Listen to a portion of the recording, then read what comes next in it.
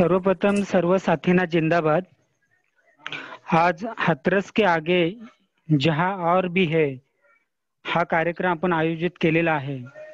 आपल्या सर्वांना कल्पना आहे की मागील महिन्यातच हाथरस येथे एक दलित समाजातील मुलीवर बलात्कार झाला आणि त्यानंतर सर्वत्र भारतामध्ये त्याचे पडसाद उमटू लागले।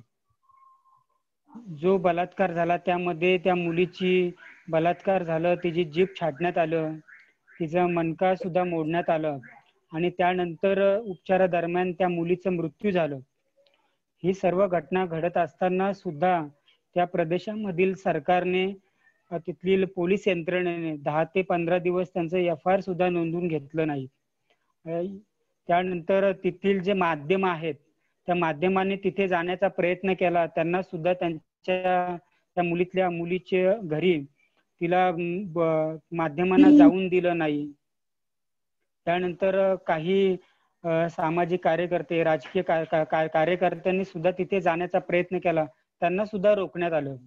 या सर्व घटनेकडे आपण पाहिल्यानंतर आपल्या सर्व लक्षात येतं, ज्या सवर्ण समाजातील मुलांनी त्या दलित मुलीवर जो बलात्कार केला, या घटनेकडे बलात्कार अंगाने न पाहता ही घटना एकूणच त्या आजच्या समाजामध्ये घडणारी एक लिंगवादाचं, एक धर्मांधवादाचं, जातीवादाचं हे प्रतीक आहे। या दृष्टिकोनातून तिथे आपण पाहिलं पाहिजे।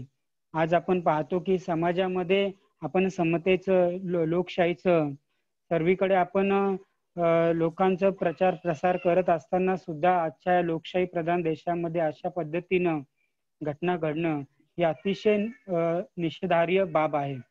आणि म्हणूनच या सर्व घटनेचं विवेचन करण्यासाठी हाथरस के आगे जहां और भी है हे कार्यक्रमाचं आपण आयोजन केलेलं आहे। या कार्यक्रमाचे अध्यक्ष राज काजी सर आहेत, त्यांची सर्वप्रथम मी तुम्हाला ओळख करून देतो। राज काजी सर हे सकाळचे पत्रकार आहेत, अतिशय संवेदनशील हे पत्रकार आहेत। नाट्य, साहित्य, लेखन या विषयाचे परीक्षण हा त्यांचा आवडीचा विषय। तसेच गंगा जमुना परंपरेचे ते अभ्यासक आहेत आणि स्वतःच्या आयुष्यात हे विचार रुजवलेले ते कार्यकर्ते आहेत। दौंडला ते एक व्याख्यानमाला चालवतात जी फार प्रसिद्ध आहे आणि मोठ्या प्रमाणे लोक या कार्यक्रमाला हजेरी लावत असतात। त्यानंतर आजचे जे वक्ते आहेत त्याच्यामध्ये मिनाज लाटकर आहेत। मिनाज लाटकर या दिव्य मराठीतील पत्रकार आहेत, एक संवेदनशील लेखिका आहेत। समाज माध्यमातून त्या मोठ्या प्रमाणात लिखाण करत असतात। त्यांचा स्वतःचा एक वाचक वर्ग आहे। सामाजिक विषयाचे विश्लेषण करण्याचे त्यांचे चांगले कौशल्य आहे। त्यानंतर वक्ते आहेत उत्कर्षा रूपवतेताई। बहुजन शिक्षण संघ या नगर आणि पुण्यात बहुजनांसाठी शिक्षण प्रसारक जे मंडळ आहे त्या मंडळाच्या त्या संचालक आहेत। या संस्थेच्या सामाजिक, माध्यमिक, ज्युनियर कॉलेज आहेत। तसेच त्या युथ काँग्रेसच्या माजी सरचिटणीस आहेत आणि सध्या त्या महिला काँग्रेसच्या महासचिव सुद्धा आहेत। आपल्या इथे लाभलेल्या तिसऱ्या वक्त्या आहेत त्या ओजस सुनीती विनय। समाजवादी विचारांच्या त्या वाहक आहेत। खादीला राजमान्यता आहे परंतु तिला लोकमान्यता मोठ्या प्रमाणात मिळावी यासाठी ग्रामसेवा मंडळ आश्रम गोपुरीच्या पुढाकाराने त्या काम करतात। खादीचं तत्व हे युवा वर्गात रुजावे, टिकावे, पसरावे यासाठी खादीची स्वतःची फॅशन रुजवण्यात यावी यासाठी त्या पुढाकार घेत असतात।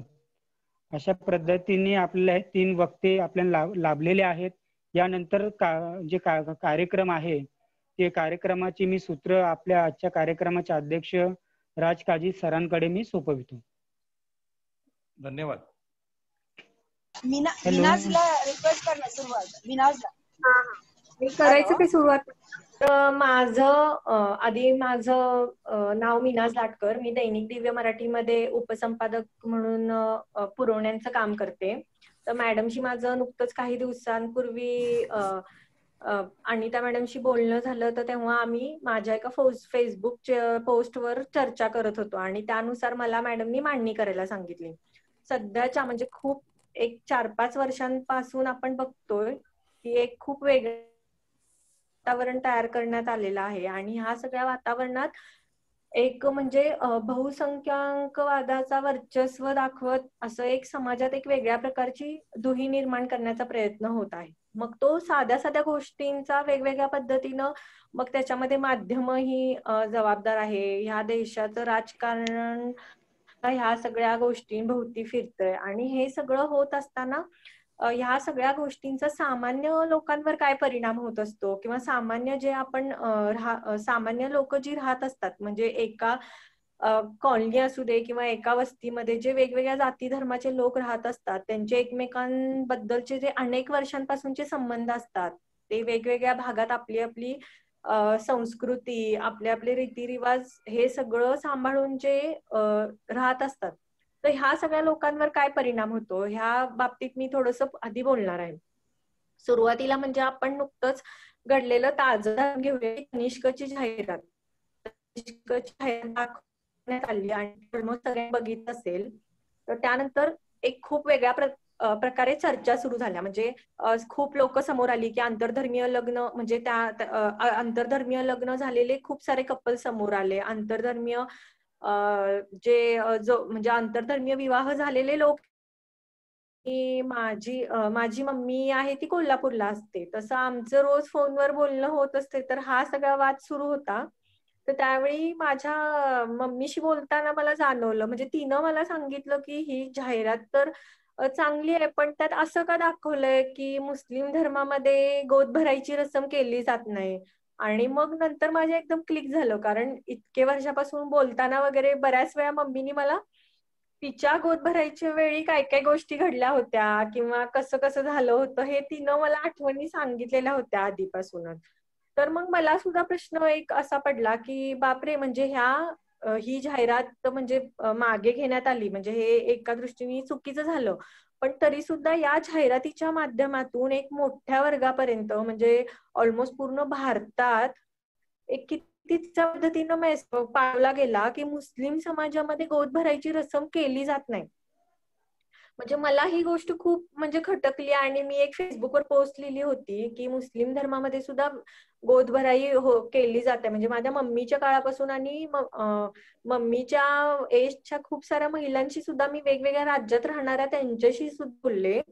आणि मग ही बरीच म्हणजे एखाद्या महिलेला जर बाळ होणार असेल तर त्याचं स्वागत, ते सगळ्या रीतीभाती ह्या ऑलमोस्ट या भारतीय संस्कृतीतून आलेल्या आहेत. मग त्या मुस्लिम धर्मातल्या व्यक्ती, म्हणजे मुस्लिम धर्मातले लोक थोडं वेगळ्या पद्धतीनं ते सेलिब्रेट करतात, हिंदू धर्मातले लोक काही वेगळ्या पद्धतीनं सेलिब्रेट करतात, आणि इतर धर्मात ही पद्धत असेल पण ती साजरी करण्याची एक हे असेल, पण गोद भरायची रसम ही असतेच आणि खूप चांगल्या पद्धतीनं आणि आनंदाने ही सगळी साजरी केली जात असते. आणि हा मेसेज गेला, म्हणजे तनिष्क सारखा आणि टाटा सारखा ब्रँड, म्हणजे तो काय असा साधा सुद्धा नाहीये की बाबा एका गल्ली बोळातल्या एका दुकानाने ही जाहिरात काढली आहे. तर इतकं म्हणजे मोठा हा जो ब्रँड आहे त्यांच्याकडून सुद्धा ही अशा पद्धतीनं ही जाहिरात दाखवण्यात आली. मग आता मुस्लिमांमध्ये पण जात व्यवस्था आहे आणि बरेच इथनिकल ग्रुप्स आहेत, म्हणजे आता त्यात तबलीग जमात वगैरे आहे की जे सगळं अशा सेलिब्रेशन्सला वगैरे खूप विरोध करत असतात. तर काही ह्याच्यामध्ये केली जात नाही ही पद्धत किंवा करतही नसतील, पण असं नाहीये की एक ओव्हरऑल मुस्लिम धर्मामध्ये हे सेलिब्रेट केलं जात नाही. तर मला ही गोष्ट खटकली होती आणि मी ती फेसबुकवर लिहिली होती. तर ह्यातनंच मला असं दाखवायचंय की एक जाहिरात असू दे किंवा मग जाहिरात असू दे किंवा माध्यमांमध्ये येणाऱ्या बातम्या असू दे, ह्या सगळ्या गोष्टीतून एका विशिष्ट गटाला कशा पद्धतीनं टार्गेट केलं जातंय किंवा त्यांच्या कल्चरवर असेल किंवा त्या लोकांवर कसं एक संशयास्पद आपण विचार करायला लागू असं वातावरण तयार केलं जातंय. तर ही गोष्ट मला म्हणजे आपण सगळ्यांनीच विचारात घ्यायला पाहिजे. आणि आत्ताच्या ह्या सिच्युएशन मध्ये म्हणजे 2020 साली म्हणजे मी एक 27-28 वर्ष ज्या वातावरणात जगत आलेली आहे आणि ते वातावरण आता बिघडतंय आणि आता हे परत सांगायची वेळ आलेली आहे की आता हे बिघडलेल्या वातावरणात आपण पुन्हा आपल्या म्हणजे आपण जसं एकत्र आधी राहत होतो ही आपल्याला कारणं द्यावी, म्हणजे उदाहरणं आपल्याला एक्सप्लेन करावी लागतात. हे मला खूप वाईट वाटतंय म्हणजे आताच्या काळात.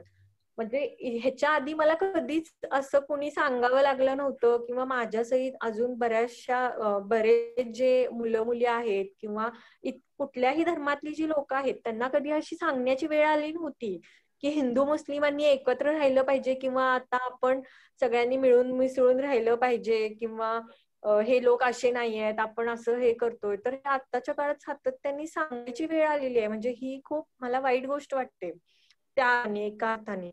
तर मी अजून एक एक उदाहरण माझं सांगेन की 2016 साली अक्षरलिपी दिवाळी अंकाच्या निमित्तानं मी एक मुस्लिम खाद्य संस्कृतीवर एक रिपोर्टाज केला होता. तर मी जेव्हा बीफ बंदी सगळा तो कायदा लागू झाला आणि त्यावेळी एक सगळं वातावरण केलं, म्हणजे ऍक्च्युली बीफ बंदीचा फक्त मुस्लिमांवर परिणाम झाला असं अजिबात नव्हतं. बीफ बंदीमुळे कोल्हापूर जिल्ह्यातल्या खूप साऱ्या चांभार व्यावसायिकांवर पण खूप मोठ्या प्रमाणात त्यांचा पण आर्थिक नुकसान झालेलं आहे.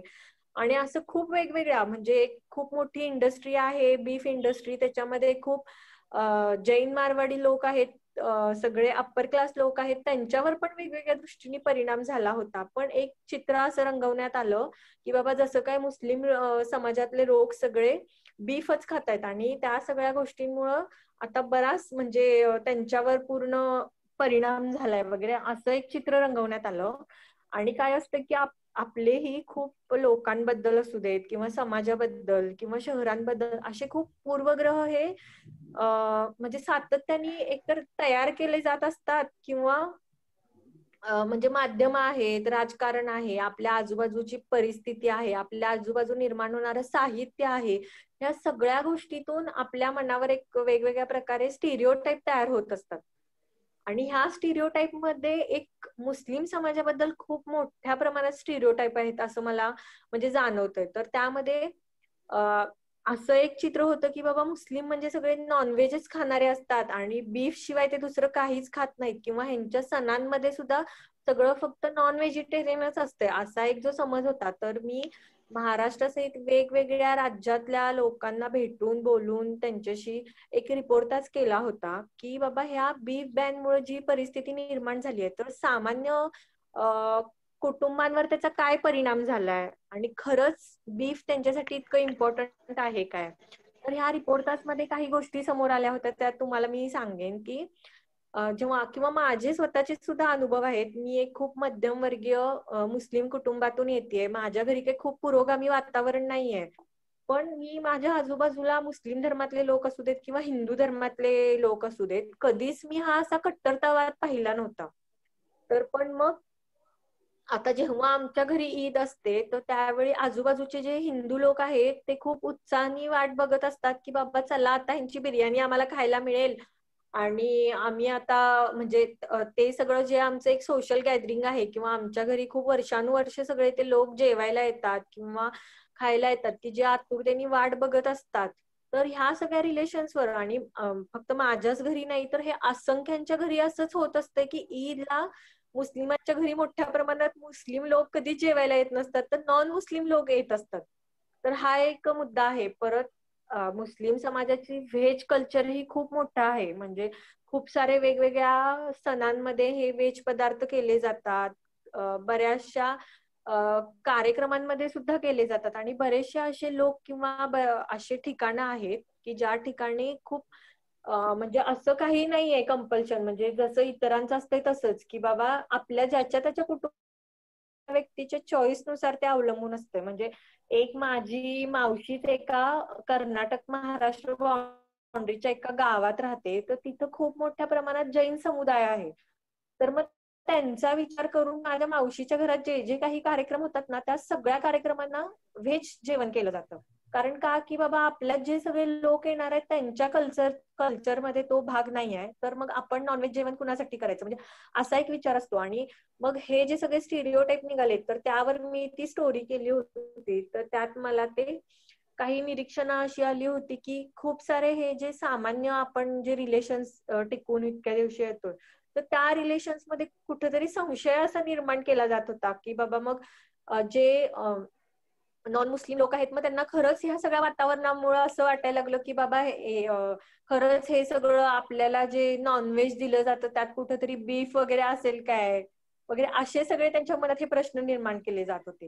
म्हणजे मला इतकं हेच सांगायचं की ह्यात सगळ्या आजूबाजूची म्हणजे राजकीय, सामाजिक, माध्यम, ह्या सगळ्या परिस्थिती त्याच्यावर कारणीभूत असतात, की बाबा हे स्टिरिओटाईप तयार करणं आणि ते अधिक अधिक स्ट्रॉंग करत जाणं. आता तुम्ही कोरोनाच्या काळात सुद्धा हे बघितलं असेल की तबलीग जमातमुळं कोरोना पसरला असं सगळं माध्यमांमध्ये, आणि आत्ताच ते सुप्रीम कोर्टाने ते सगळं म्हणजे ते चुकीचं आहे असं हे सगळं ठरवलेलं आहे.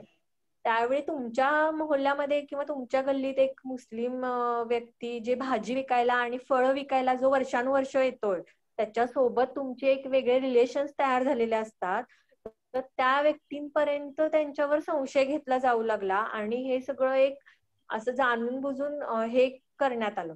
मग काही लोक त्याच्यामधले असतील बाबा कट्टर, किंवा काही लोकांनी असं चुकीचं काही केलं असेल म्हणून पूर्ण तुम्ही भारतातल्या मुस्लिम समाजालाच टार्गेट करण्यात आलं गेलं. तर ह्यावेळी पण मी लिहिलं होतं, तर मला म्हणजे आत्ताच्या ह्या सगळ्या सिच्युएशन मध्ये हेच सांगायचं आहे की आपले फक्त मुस्लिम समाजच नाही, तर दलित समाज असू दे किंवा इतर कोणत्याही समाजाबद्दल आहे ते आपले वेगवेगळे स्टिरिओटाईप तयार केले जातात. आणि एक हा बहुसंख्याक राजकारणाचा सुद्धा भाग आहे की अल्पसंख्याकांवर सतत ते बहुसंख्याक असे हावी ठरत असतात. आणि मग ह्या सगळ्या स्टिरिओटाईपमुळं जी परिस्थिती निर्माण होते, तर मी जेव्हा विचार करते तर मला हेच म्हणायचं की हा खरा भारत आहे काय? म्हणजे आपण हे वर्षानुवर्ष असे आपण नातेसंबंध जर टिकवून येतोय आणि ह्या सगळ्या गोष्टींमध्ये ह्या नातेसंबंधांवर जर परिणाम होत असेल, तर हे संविधानिक दृष्ट्या योग्य आहे काय? किंवा ही लोकशाही आहे काय? किंवा आपण जो राहतोय हा खरा भारत आहे काय? तर असं मला म्हणजे मी सातत्याने ह्या सगळ्या गोष्टींचा विचार करत असते. आणि दुसरी गोष्ट म्हणजे आता ते हाथरसचा मुद्दा घेऊन आपण हा सगळा चर्चा करतोय, तर मला अजून एक गोष्ट सांगावी लागते की एखाद्या जेव्हा महिलेवर हिंसा केली जात असते, तर ती फक्त ती महिला आहे म्हणून अशी हिंसा म्हणजे खूप म्हणजे बहुतांश वेळा फक्त ती महिला आहे म्हणून त्याच्यावर हिंसा झालेली नसते. तर त्या सगळ्या म्हणजे त्याच्या मागं पूर्ण राजकीय असू दे, जाती असू दे, धर्मांध, हे सगळं राजकारण सुद्धा तितकंच कारणीभूत असतं. पण मला म्हणजे माझ्या काही आजूबाजूला ह्याविषयी चर्चा होत होती किंवा मी काही गोष्टी ऐकल्या, तर खूप जणांना हे मान्यच होत नव्हतं की बाबा ती दलित समाजातून आलेली आहे आणि ही वर्चस्ववादातून झालेली हिंसा आहे. तर मग ही हिंसा जातीय अंगाने तिचा अभ्यास करणं किंवा न्यायनिवाडा होणं हे गरजेचं आहे. तुम्हाला एनसीआरबीचा रिपोर्टनुसार दर 15 मिनिटाला महिलेवर एका अत्याचार होत असतो किंवा बलात्काराची घटना घडत असते. तर ह्या सगळ्या घटनांमध्ये 70 ते 80% ह्या अल्पसंख्याक किंवा दलित महिलांवर ज्या होणाऱ्या हिंसा आहेत, तर त्याचा परिणाम अधिक असतो. पण मग मी म्हणजे मला हेच सांगायचं की खूप लोकांना हे मान्यच होत नव्हतं की बाबा हे एका जातीय राजकारणाचा मुद्दा आहे आणि त्यातून ही हिंसा घडलेली आहे. म्हणजे मला हे सांगायचंय की तुम्हाला एक माहित असेल की खूप पूर्वी एक भौरी देवी केस आपल्या इथं खूप गाजली होती आणि त्या सगळ्या केसमुळे बऱ्याच कायद्यांचा आणि ह्या सगळ्या गोष्टी बदलण्यात आल्या होत्या. तर तेव्हा ती एक अल्पसंख्याक समुदायातली महिला होती आणि ती एका संस्थेत घरातून बाहेर पडून नोकरी करत होती. आणि नोकरी करत असताना तिनं बरेचसे बालविवाह रोखले होते राजमेंटमध्ये, आणि तो राग धरून तिच्यावर रेप करण्यात आला होता. आणि मग त्यावेळी न्यायालयाने तेव्हा स्टेटमेंट केलं होतं की एक उच्च जातीतला पुरुष हा अशा कमी जातीतल्या स्त्रीवर बलात्कार करूच शकत नाही. म्हणजे अशी त्यावेळी त्या न्यायालयाने ते स्टेटमेंट केलं होतं. म्हणजे मग एकूणच आपल्या समाजामध्ये न्यायव्यवस्थेपासून सगळ्या ज्या गोष्टी आहेत, तर त्याचा एक जातीय अंगाने आपण पुन्हा एकदा विचार करायला पाहिजे की हे. तर ह्याच आधारित मी म्हणजे अजून एक मला गोष्ट ती खूप एक महत्वाची वाटते, ती मी तुम्हाला सांगते की एक म्हणजे पाश्चात्य देशामध्ये अँजना डेव्हिस म्हणून एक खूप मोठी स्त्रीवादी विचारवंत आहेत. त्यांनी बलात्कार संबंधी एक थेअरी मांडलेली आहे खूप साऱ्या उदाहरणांचा अभ्यास करून. तर त्यात त्यांनी ब्लॅक वुमन आणि ब्लॅक हे आणि व्हाईट अशा पद्धतीनं ते त्यांनी एक विश्लेषण केलेलं आहे. त्यात त्यांनी तर त्या ह्याच्यामध्ये त्यांनी हीच थेअरी मांडलेली आहे की जेव्हा एखाद्या ब्लॅक वुमेनवर रेप होतो, तर त्यावेळी कोर्टात ज्या ज्या पायऱ्या किंवा जशा पद्धतीनं न्याय होतो, तर ते व्हाईट वुमेनवर जेव्हा रेप होतो तर तशा पद्धतीनं न्याय होतो काय? किंवा मग कुणी म्हणजे ह्या सगळ्या ह्याच्यामध्ये राजकारण आणि जातीयता कशी असते, तर ह्याचं त्यांनी विश्लेषण केलेलं आहे. आणि तीच थेअरी थोड्या म्हणजे कमी जास्त प्रमाणात आहे ती भारतात सुद्धा लागू होते, की जेव्हा दलित अल्पसंख्याक महिलांवर अशा रेप केसेस होत असतात किंवा अशा घटना घडत असतात, तर ह्याचा न्याय निवाडा कशा पद्धतीनं केला जातो किंवा त्या घटना ज्या आहेत त्या आपल्यापर्यंत पोहोचायला किंवा त्यात समाजापर्यंत पोहोचल्यानंतर त्याच्यावर कशा कशा रिएक्शन्स होत असतात, म्हणजे ह्या सगळ्या गोष्टी त्याच्यातून आपल्याला कळतात. तर मला म्हणजे आत्ताच्या ह्या सगळ्या परिस्थितीवर हेच सांगायचंय की आपण खूप वेगवेगळ्या पद्धतीनं आपण स्टिरिओटाईप डोक्यात घेऊन एखाद्या समुदायाकडं किंवा व्यक्तींकडे आपण बघत असतो, तर हे फार चुकीचं आहे. आपण उगाचच काहीतरी समज करून घेतलेले असतात की ह्या धर्मात ह्या गोष्टी अशा आहेत किंवा ह्या समुदायात ह्या गोष्टी अशा केल्या जातात, आणि ह्याला सगळेच जण जबाबदार आहेत. म्हणजे माध्यमांपासून राजकारणीपासून थोड्या कमी अधिक प्रमाणात समाज म्हणून आपण सुद्धा त्याला जबाबदार आहे. तर मला हेच वाटतंय की हे सगळं टाळून आपण एक वेगळ्या पद्धतीनं म्हणजे ह्याची सगळ्या ह्या मागची रियालिटी काय आहे, आणि आपण एक नागरिक म्हणून राहत असताना आपण एकमेकांच्या धर्माकडे कसं बघतो आणि आपले रिलेशन्स कसे आहेत हे आता सातत्याने वारंवार म्हणजे सांगायची गरज पडलेली आहे.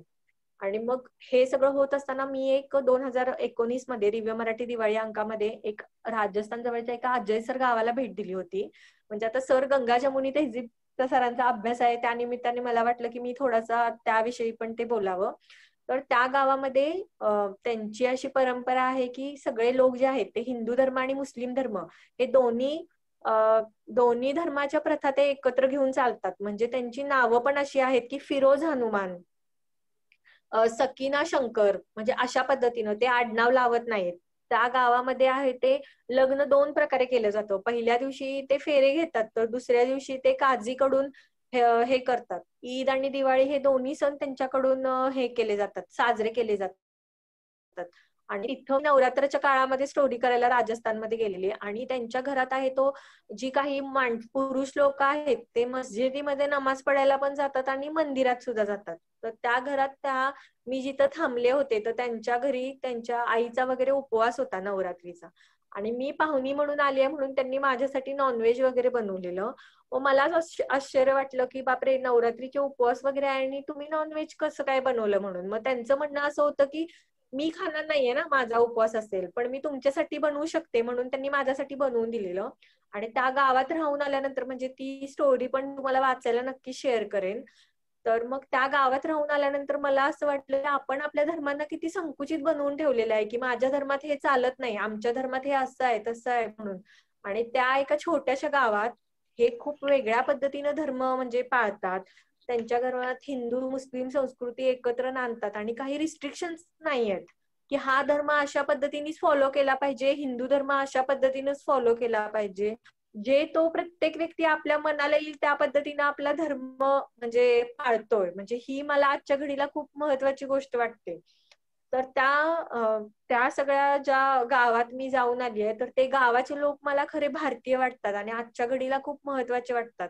मग मी तिथून आल्यानंतर हाच विचार करायला लागले की आपण आपल्या धर्माला किती बंधनात अडकून ठेवलेलं आहे आणि किती नियम ते कुठले काय म्हणजे काय खरं आहे खोटं हे आपल्याला माहिती नाहीये. आपण उगाचच ते मनाने करून ठेवलेत आणि त्या गावातले किती व्यापक पद्धतीनं धर्माकडे बघतात.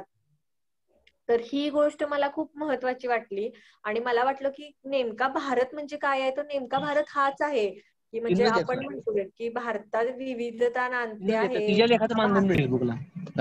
तर कुठंतरी ही विविधता आहे ती आपण आता म्हणजे एक प्रकारे त्याचा ऱ्हास होत चाललाय की काय असं मला वाटत जात आहे. आणि आत्ताच्या घडीला म्हणजे हे खूप महत्वाचं आहे की आपण सगळ्यांनी म्हणजे एकत्र येऊन म्हणजे ह्या सगळ्या ज्या गोष्टी आहेत आत्ताच्या ह्या सगळ्या घडीला मला हेच महत्वाचं वाटतंय की हे सगळं आपल्याला पुन्हा हे सगळ्या गोष्टी आपल्यावर चर्चा करून किंवा आपण ह्या पुन्हा कशा गोष्टी जिवंत ठेवू शकतो. कारण आता अशी परिस्थिती निर्माण झाली आहे की सगळ्या धर्मांमध्ये तेढ निर्माण करण्याचा प्रयत्न केला जातोय. वेगवेगळ्या दृष्टीने हे सगळं म्हणजे हे सगळं बिघडत चाललेलं वातावरण आहे ते कुठंतरी थांबवणं खूप महत्वाचं आहे. आणि म्हणजे मी आता थांबते इतकंच बोलून, मला 15-1 मिनिटाचाच वेळ दिला होता ना. तर मग मी अनिता मॅडमना सुद्धा खूप आणि तुमच्या सगळ्या अभ्यास वर्गाच्या टीमला खूप धन्यवाद देते की ते खूप महत्वाच्या विषयावर चर्चा घडवून आणतायत आणि आम्हाला म्हणजे बोलायला सांगतायत. तर तुमचे पण सगळ्यांचे खूप मी आभारी आहे. मिनाज, छान मांडणी केलेली तुम्ही आणि त्यातनं अनेक नवीन मुद्दे उपस्थित झालेले आहेत की जे कदाचित तुमच्या जनरेशनला रिप्रेझेंट करतायत. नाही, याच्यानंतर उत्कर्ष बोलायला आणि शेवटी सर्वप्रथम सगळ्यांना नमस्कार. National alliance of peoples movement NAPM चा हा जो अभ्यास वर्गाचा वर्कशॉपचा एक उपक्रम आहे तो अतिशय स्तुत्य आहे. कारण अशा प्रकारे एकत्रितपणे येऊन आपले एक्सपिरियन्सेस शेअर करणं, आपले चांगले वाईट अनुभव शेअर करणं आणि आपल्याला त्याच्यातून काय कळतंय हे प्रक्रिया कुठेतरी समाजात थांबल्यासारखी वाटते. कारण फेसबुक आणि व्हॉट्सअप आणि हे अगदीच एका बाजूनी चाललेलं सगळं कम्युनिकेशन आहे. ज्याला जो नाही आवडत त्याला ब्लॉक करून आपण मोकळे होतो, पण समोरचा काय सांगतोय किंवा त्याच्या मला काय हे समजून घेऊन ती सगळी प्रक्रिया समजायची गरज आहे असं मला ऑनेस्टली वाटतं. सर्वप्रथम या NAPM-च्या सगळ्याच कार्यकर्त्यांचा मी आभार मानते, विशेषतः अनिता ताईंचे की त्यांनी मला या उपक्रमामध्ये भाग घेण्याची संधी दिली. जसं माझ्या इंट्रोडक्शन मध्ये सांगितलं, उत्कर्ष रूपवते आणि सामाजिक, शैक्षणिक आणि राजकीय कामामध्ये सध्या मी माझ्या पद्धतीने जे जमेल ते करत आहे. ज्या एका विषयाला धरून खरं तर हे सत्र आज ट्रिगर झालंय किंवा आपण सगळे विचलित आहोत.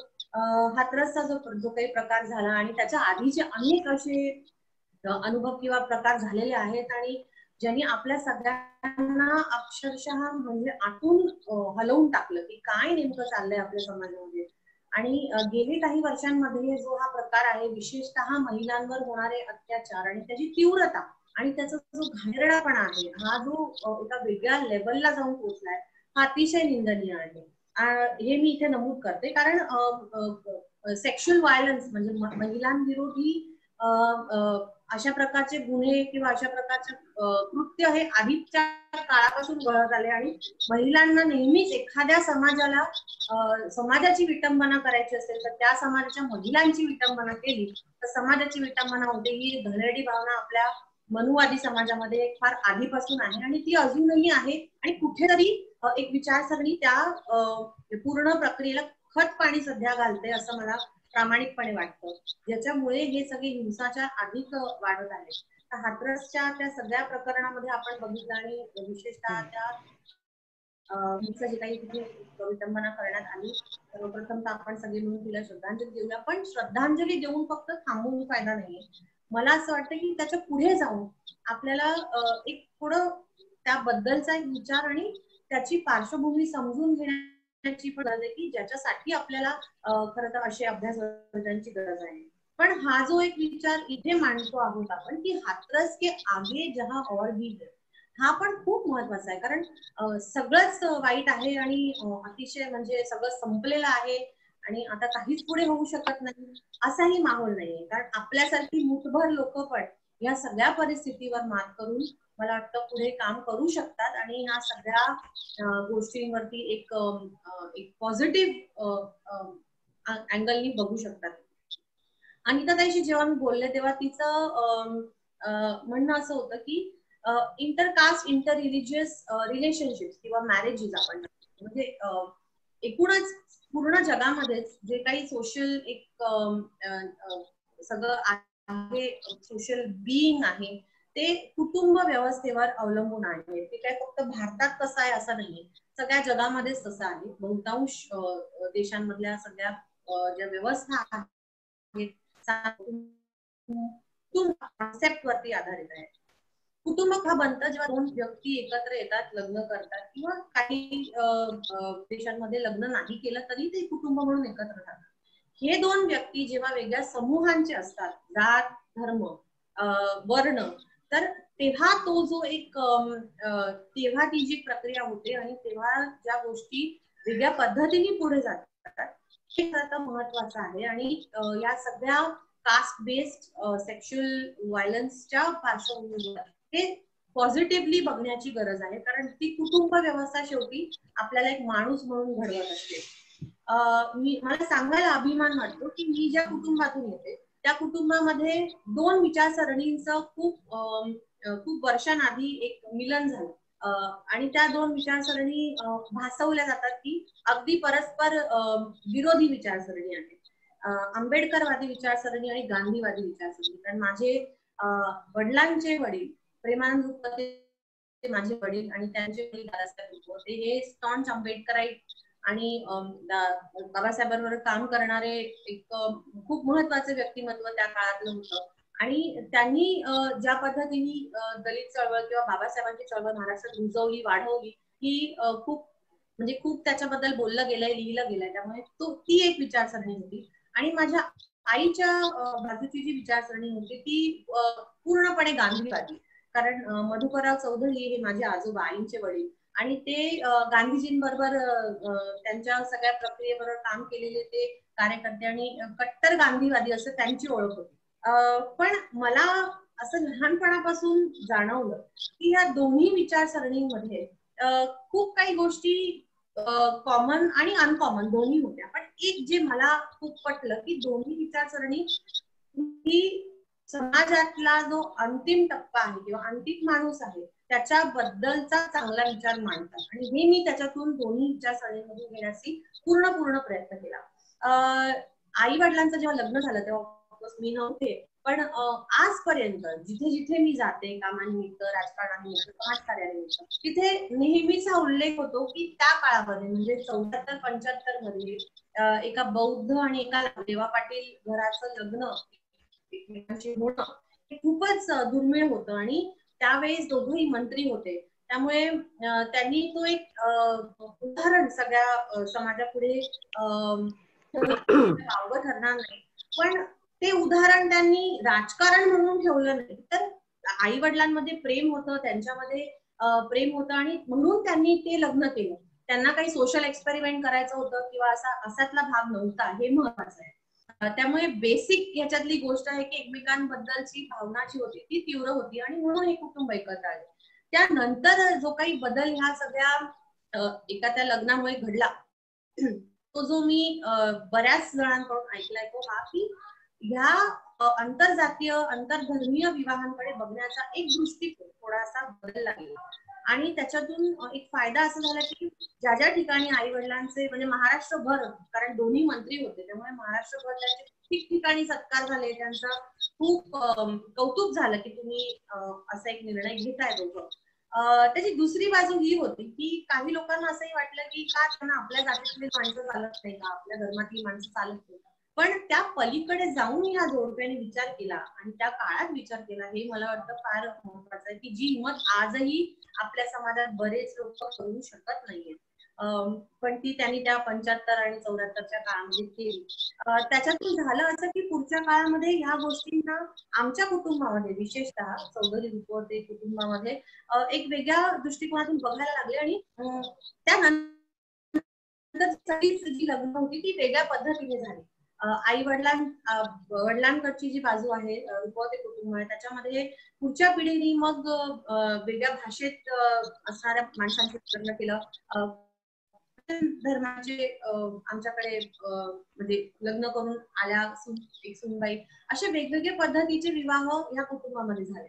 आणि लहानपणापासून मला कधीच आठवत नाही की एखादा सण आला आणि तो आम्ही बाबा आपण त्या धर्माचे नाही किंवा आपण ते मानत नाही म्हणून आम्ही साजरा नाही केला. म्हणजे क्रिसमस पण आम्ही साजरा केला, आम्ही ईद पण साजरी केली, आम्ही बुद्ध जयंती साजरी केली, आम्ही 14 एप्रिल तेवढीच आनंदाने साजरी केली. त्यामुळे एक वेगळा अनुभव मला लहानपणापासूनच या सगळ्या मिश्रणामुळे मिळाला. तीच परंपरा पुढे दुसऱ्या पिढीमध्ये गेली आणि माझ्या सहित म्हणजे माझ्या मोठ्या बहिणी सर्वात मोठी आम्ही 12 भावंड आहोत. सेकंड जनरेशन कझन्स आपण ज्याला म्हणतो. 12ही भावंडांची लव्ह मॅरेजेस झाली आणि म्हणजे अजून 2-3 भाईचे बाकी आहेत पण ज्यांचे झाले त्यांचे लव्ह मॅरेजेस झाले. आणि वेगवेगळ्या समाजातून पुन्हा आमच्याकडे ही सगळी मंडळी यायला लागली. माझ्या मोठ्या बहिणीचं लग्न ती सर्वात मोठी भावंडांना एका मुस्लिम युवकाशी लग्न केलं.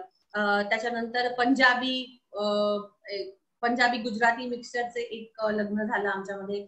मग काठेवाडी मारवाडी समाजातील एक आमच्या म्हणजे फॅमिलीमध्ये आला. असं खूप उदाहरण आहेत. माझं स्वतःचं लग्न एक मँगलोरियन कर्नाटकाचा जो मँगलोरी भाग आहे त्याच्यात राहणाऱ्या एका युवकाशी झालं. म्हणजे असं म्हटलं तर जे आपण पुस्तकात वाचत होतो की युनिटी इन डायव्हर्सिटी आणि सर्व धर्म समभाव, हे मी खरंच कुटुंबात अनुभवत होते. 10 वर्षाच्या या प्रवासामध्ये जेव्हा माझं लग्न झालं तेव्हाचे काही अनुभव मला या निमित्ताने सांगावेसे वाटतात. कारण आता हे अनुभव सांगायलाही लोक थोडंसं घाबरायला लागलेत कुठेतरी असं वाटतं. विशेषतः तनिष्कच्या जाहिरातीबद्दल आपण बोलू, त्याचं एक अंग मीनाजताईंनी अगदी वेगळ्या दृष्टिकोनातून सांगितलं की एखाद्या समाजामध्ये ती एक रिच्युअल होते की नाही आणि त्याच्याबद्दलचा गैरसमज पसरवणं, हा एक भाग झाला नक्की. पण ज्या पद्धतीने ऑनलाईन ट्रोलिंगमुळे आपण एखादी एवढी पॉझिटिव्ह गोष्ट मागे घेतो, त्यांना घाबरून मागे घेतो, हा फारच विचित्र प्रकार आहे असं मला वाटतं. कारण माझं जेव्हा लग्न झालं तेव्हा खूप प्रचंड म्हणजे वैयक्तिक अनुभव मी शेअर करू इच्छिते की मी तसं म्हटलं तर एथिस्ट किंवा फार काही बुद्धांनी असं काही सांगितलं नाही की माझी मूर्ती पूजा करा किंवा हे रिच्युअल्स करा किंवा हे असंच झालं पाहिजे. आणि माझा जो नवरा आहे त्याची फॅमिली कम्प्लिटली हिंदू आणि खूप देवधर्म मानणारी आहे आजही. म्हणजे तुम्ही विश्वास नाही करणार पण माझ्या मुंबईच्या म्हणजे माझ्या नवऱ्याच्या घराची भिंत आणि एका शनी मंदिराची भिंत ही एकच आहे. त्यामुळे अशा कुटुंबात जेव्हा मी लग्न करून गेले तेव्हा साहजिकच ऍडजस्ट करायला आणि ते सगळं समजून घ्यायला वेळ लागला. पण त्याच्या गोष्टी मला खूप महत्वाच्या वाटतात. एक तर मी जसं म्हटलं की हे एक्सपेरिमेंट म्हणून करण्याची गरज, तुमचं जर प्रेम असेल तर तुम्ही हे स्ट्रॉंगली करण्याची गरज आहे. एक्सपेरिमेंट म्हणून आपण ह्या इंटरकास्ट आणि इंटर रिलिजियस मॅरेजेस न केलेला बरा, कारण लव्ह इज द कोर, ह्याच्यामध्ये ते महत्वाचं आहे असं मला वैयक्तिक वाटतं. दुसरं असं वाटतं मला की दोन्ही कुटुंबांनी, मुलीकडच्या आणि मुलाकडच्या दोघांनाही 2 स्टेपची गरज आहे आणि 2 स्टेप मागे जायची गरज आहे. तो अडजस्टेबल, तो जर आपण अडजस्ट नाही करू तर थोडासा तिथे गफलत होण्याची शक्यता आहे. आणि तिसरं म्हणजे प्रत्येकच लग्नामध्ये कुठल्याही रिलेशनशिप मध्ये, मग ते अरेंज मॅरेज असो, सेम कास्ट मॅरेज असो, सेम रिलिजन मॅरेज असो, काही नॉन नेगोशिएबल असायला हवे किंवा ह्या गोष्टीमध्ये मी ह्या पलीकडे जाणार नाही, माझी ही लिमिट आहे आणि ह्या पलीकडे मी जाऊन तुमच्या सगळ्याच प्रक्रियेमध्ये भाग घेऊ शकणार नाही, हे क्लॅरिटी असतं. मला वाटतं हे महत्वाचं आहे. आणि माझ्या लग्नामध्ये म्हणजे माझ्या लग्नाला आता 10 वर्ष आणि कधीच मला कटू अनुभव आले नाही, कारण मी आधीपासूनच काही गोष्टी माझ्या घरच्यांना आणि माझ्या म्हणजे प्रशांत, माझा नवरा प्रशांत साले, त्याच्या घरच्यांना क्लिअर केलेलं की ह्या गोष्टी मी करू शकते, ह्या मी करू शकणार नाही. त्यामुळे तिथे आम्हाला ती एक रिस्पेक्ट आमच्या फॅमिलीनी पण आम्हाला दिला आणि त्याचे आई वडीलही खूप सपोर्टिव्ह आहेत. जरी ते खूप देवधर्म मानतात तरी माझ्यावर त्यांनी कधी ते लादण्याचा प्रयत्न केला नाही. म्हणजे मी उदाहरण देते की आमच्याकडे जेव्हा काही शनी मंदिरची पूजा असेल किंवा घरी काही कार्यक्रम असेल तर मी एक सून म्हणून त्यांचं सगळं करणं हे माझं काम आहे, कर्तव्य आहे. माझ्या मनात त्यांच्याबद्दलचं प्रेमही आहे. त्यामुळे त्या गोष्टी मी करू शकते, जरी भलेही मला ती प्रार्थना येत नसेल किंवा वंदना येत नसेल, पण त्यांच्या त्या ह्याच्यात भाग घेण्याचं एक मी काम करू शकते जे मी आजपर्यंत केलं आणि त्याचा त्यांना अभिमान आहे. त्यामुळे ते मला कधीच असं म्हटलं की ह्या पूजेला बस किंवा त्या पूजेला बस, कारण त्यांना माहिती की मला त्यांच्या भावनांबद्दल आदर आहे पण मला त्याच्यात फार विश्वास नाही. आणि दुसरीकडे लहानपणापासूनच देवधर्म पाळणारा माझा नवरा प्रशांत, तो जेव्हा आमच्या धम्मयात्रेमध्ये किंवा आमच्या 14 एप्रिलच्या कार्यक्रमांमध्ये बडचढून भाग घेतो तेव्हा मला त्या गोष्टीचाही अभिमान वाटतो की आपण जेव्हा एकत्रित येतो तेव्हा आपण हे नाही लक्षात घ्यायला पाहिजे की तू माझ्या धर्माचा होऊन जा किंवा मी तुझ्या धर्माची होऊन जाते. तुम्ही ज्या धर्मात आहात किंवा तुम्ही ज्या विचारसरणीला मानता त्या विचारसरणीमध्ये राहूनही तुम्ही एकमेकांचा आदर करू शकता, हे महत्वाचं आहे. कारण काही लोकांना या गोष्टीचं वाईट वाटेल पण जसं सगळ्या धर्मांमध्ये कट्टरवादी लोक आहेत तसे बौद्धांमध्ये पण आहेत, तसे हिंदूंमध्ये पण आहेत, मुस्लिमांमध्ये पण आहेत. हा जो कट्टरवाद आहे की नाही आम्ही जैविक म्हटल्यानंतर आम्ही हे करणारच नाही, पण मला असं अगदी नम्रपणे म्हणावं की बाबासाहेबांनी जेव्हा अॅनिहिलेशन ऑफ कास्ट हे लिहिलं त्याच्यामध्ये त्यांनी असं नमूद केलं की इंटरकास्ट मॅरेजेस, आंतरजातीय विवाह हे अॅनिहिलेशन ऑफ कास्ट करण्यासाठी, जाती अंतापर्यंतची लढाई लढण्यासाठी महत्वाचे आहेत. त्याच्यामध्ये बाबासाहेबांनी हे कुठेही म्हटलेलं नाही की मग जे काही आंतरजातीय विवाह होतील त्याच्यामध्ये जो दुसरा असेल त्यांनी लगेच बौद्ध धर्म स्वीकारावा किंवा त्यांनी बौद्धांसारखं राहावं, असं मला तरी वाटत नाही असं ते कुठे बोलले. त्यांचं म्हणणं एवढंच होतं की ज्या रूढी परंपरा आहेत की ज्या आपल्याला दमनकारी रूढी परंपरा आहेत त्यांच्या विरोधातला तो लढा आहे आणि तो आपण कायम ठेवलाच पाहिजे, हे एक त्याच्यातलं आहे. आणि दुसरं की ज्या धर्माला बाबासाहेबांनी अनुसरण केलं ज्या धर्माचं, त्याच्यामध्ये गौतम बुद्धही तेच सांगतात की मध्यम मार्ग आपण घेतला पाहिजे. त्यामुळे जो हा एक्स्ट्रीम का तो एक्स्ट्रीम करण्यापेक्षा ह्या पिढीने किंवा आमच्या नवीन पिढीने पुढे जाताना एक मध्यम मार्ग निवडला पाहिजे. हे माझ्या एका 10 वर्षाच्या ह्या अनुभवातून मला इथे अगदी नम्रपणे नमूद करावं असं वाटतं. जे मी करण्याचा प्रयत्न केला, जे प्रशांतनी करण्याचा प्रयत्न केला, जे आमच्या कुटुंबातील प्रत्येक जोडप्यानी करण्याचा प्रयत्न केला, आणि म्हणूनच आम्ही सगळे एकत्रितपणे आजही सगळेच कार्यक्रम आणि काही फेस्टिवल्स असतात किंवा काही असतं, ईद असेल, क्रिसमस असेल, दिवाळी असेल, आम्ही ते एकत्रितपणे साजरी करतो. त्याच्या मागची जी धार्मिक भावना आहे ती भलेही प्रत्येकाची वेगळी असेल, पण जी फॅमिलीची भावना आहे ती खूपच छान आणि आशादायक आहे. आणि ह्या वातावरणामध्ये, ज्या वातावरणामध्ये आज आपण आहोत, तिथे तर असे एक्झाम्पल्स आणखीन पुढे येण्याची गरज आहे असं मला वाटतं. माझा वेळ थोडा कमी आहे, पण मी शेवटचा एक मुद्दा इथे मांडू इच्छिते की आंतरजातीय आंतरधर्मीय विवाहातून होणारी मुलं यांचा पण एक खूप मोठा वर्ग आता आहे. म्हणजे मी स्वतःही त्याचा प्रोडक्ट आहे. मी मजेनी माझ्या आई वडिलांना म्हणायचे की म्हणजे लो कास्ट मुलगा आणि हाय कास्ट मुलगी असे जेव्हा एकत्र येऊन त्यांची मुलं होतात त्यांना त्या काळामध्ये मनूच्या भाषेमध्ये चांडाळ म्हणायचे. तर मी चांडाळ आहे असं मी खूप अभिमानाने बाबूजींना आणि आईना सांगायचे, आणि तो अभिमान मला आजही आहे. कारण ज्या पद्धतीची एक वाढ मला त्यांच्या त्या विचारांमुळे मिळाली, मला वाटतं आजही ह्या सगळ्या गोष्टींना लढण्याची ताकद मला त्याच्यातून मिळते. आणि एक शेवटचा मुद्दा इथे मांडू इच्छिते की जसं मी म्हटलं की ह्या सगळ्या प्रक्रियेतून अशा कुटुंबातून जी मुलं येतात त्यांचं जे वाढणं आहे, उदाहरण माझंच देते पुन्हा की माझा एक 4 वर्षाचा मुलगा आहे साहस, त्याचं नाव साहस आहे. मी बौद्ध आहे, प्रशांत हिंदू आहे, पण साहसला वाढवताना आम्ही एक लक्षात ठेवलं की त्यांनी दोन्हीकडच्या गोष्टी कराव्या. त्यांनी जय भीम म्हणून माझा भीमराया या गाण्यावर तो जो नाचतो आणि जो आनंदाने नाचतो, आणि त्याच बरोबर प्रशांत बरोबर एखाद्या मंदिरात गेल्यावर स्वामी जोजा करताना त्याच्या ज्या भावना असतात, या दोन्ही भावना मला वाटतं खूप महत्वाच्या आहेत. आणि त्या मुलांमध्ये आपण हे रुजवणं गरजेचं आहे. मोठं झालं की त्यांना ठरवू द्या की त्यांना काय करायचं पुढे. त्यांना तेवढी विवेक बुद्धी तर होणारच आहे त्यांची, आणि ते त्यांचे डिसिजन घेऊ शकतात जसे आपण घेतले. एक शेवटचा मुद्दा इथे मी मांडू इच्छिते की प्रत्येक गोष्टीमध्ये आपण ना रॉंग आणि राईट हे म्हणजे हे बरोबर आहे आणि हे चुकीचं आहे हे करण्यापेक्षा एक खूप जुनी कहावत आहे की ग्लास अर्धा भरलेला आहे, पेला अर्धा भरलेला आहे की अर्धा रिकामा आहे, हे आपल्या दृष्टिकोनावर अवलंबून आहे. त्यामुळे मला वाटतं की पेला अर्धा रिकामा आहे म्हणण्यापेक्षा अर्धा भरलेला आहे हे पॉझिटिव्ह ऍटिट्यूड ठेवून आपण ह्या सगळ्या गोष्टींकडे बघितलं पाहिजे. आणि पुढच्या काळामध्ये जी कोणी मंडळी किंवा जी कोणी जोडपी ह्या सगळ्या नवीन युगामध्ये असताना असे आंतरजातीय विवाह, आंतरधर्मीय विवाह करू इच्छितात, त्यांना हेच एक एक्झाम्पल राहील की तुम्ही हे कुठलाही असा निर्णय घ्यायच्या आधी तुम्ही आधी स्वतःशी विचार करा. कारण it's not a simple decision, it is a difficult decision, आणि त्याचा आयुष्यभर आपल्याला त्याचा परिणाम आपल्या आयुष्यभर आपल्यावर पडत असतो.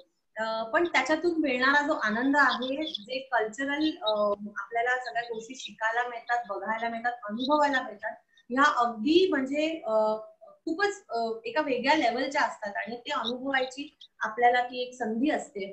म्हणजे तनिषच्या ऍड निमित्त मी पोस्ट पण केलेली ज्याच्यावर खूप मला रिॲक्शन मिळाल्या की माझं जेव्हा डोहाळे जेवण झालं, आमचं कोर्ट मॅरेज झालं, त्यामुळे त्यावेळेस काही करता आल्या नाही, पण आता बाळ होतंय बाबा, किमान आता तरी थोडं काहीतरी करू अशी सासूबाईंची इच्छा होती. आणि अगदी साऊथ इंडियन तुलू पद्धतीने ते साडी गजरे सगळं घालून आणि ते खाद्यपदार्थाचा एक ढिगारा त्यांनी माझ्या पुढे रचला, आणि ते सगळं त्यांनी ते केलं. पण त्या सगळ्या विधीमध्ये कुठेही त्याला धार्मिक रंग न देता त्यांनी ते केलं, कारण आमची ती भावना नव्हती. पण त्यांच्या चेहऱ्यावरचा जो आनंद होता तो पण खूप वेगळा आहे. त्यामुळे ही जी भावनिक गोष्टी आहेत ह्या पण मला वाटतं आमच्या जनरेशननी, पुढच्या जनरेशननी टिकवण्याची गरज आहे. आणि ह्या सगळ्या पार्श्वभूमी म्हणजे आपण खूप एका वेगळ्या पार्श्वभूमीवर हे सगळं बोलतो आहोत, कारण आपल्याला दिसतंय की ज्या पद्धतीने ह्या गोष्टी चालल्या आहेत, म्हणजे लिंचिंग पासून ते हाथरसची घटना हे जे सगळं गेल्या काही वर्षांमध्ये सुरू आहे, त्याच्यातही एक विचार आपल्या मनात तर जरूर येतो. आणि एक शायर जसं म्हणतो की तरक्की तर खूप झाली, आपण चंद्र सूर्य आणि कुठे कुठे पोहोचतो आहोत, कि सब कुछ हो रहा है इस तरक्की के जमाने में, पर ये क्या गजब है की आदमी इंसान नहीं होणार. तर हे इन्सान बनण्याची जी प्रक्रिया आहे, माणूस म्हणून चांगलं बनण्याची जी प्रक्रिया आहे, मला वाटतं ती ह्या अनुभवातून अधिक वृद्धिंगत होते असं मला वाटतं. आणि माझा वेळ संपत आलाय, त्यामुळे माझी मांडणी मी इथेच थांबवते. आणि मला इथे बोलवलं, मला बोलण्याची एक माझं जे म्हणणं होतं एका वेगळ्या अंगाने मी मांडलं, इंटरकास्ट इंटररिलीजियस मॅरेजेसच्या अंगाने मांडलं, ते तुम्ही सगळ्यांनी मला बोलण्याची संधी दिली, त्याबद्दल मी NAPM चे खरंच मनापासून आभार मानते. थँक्यू.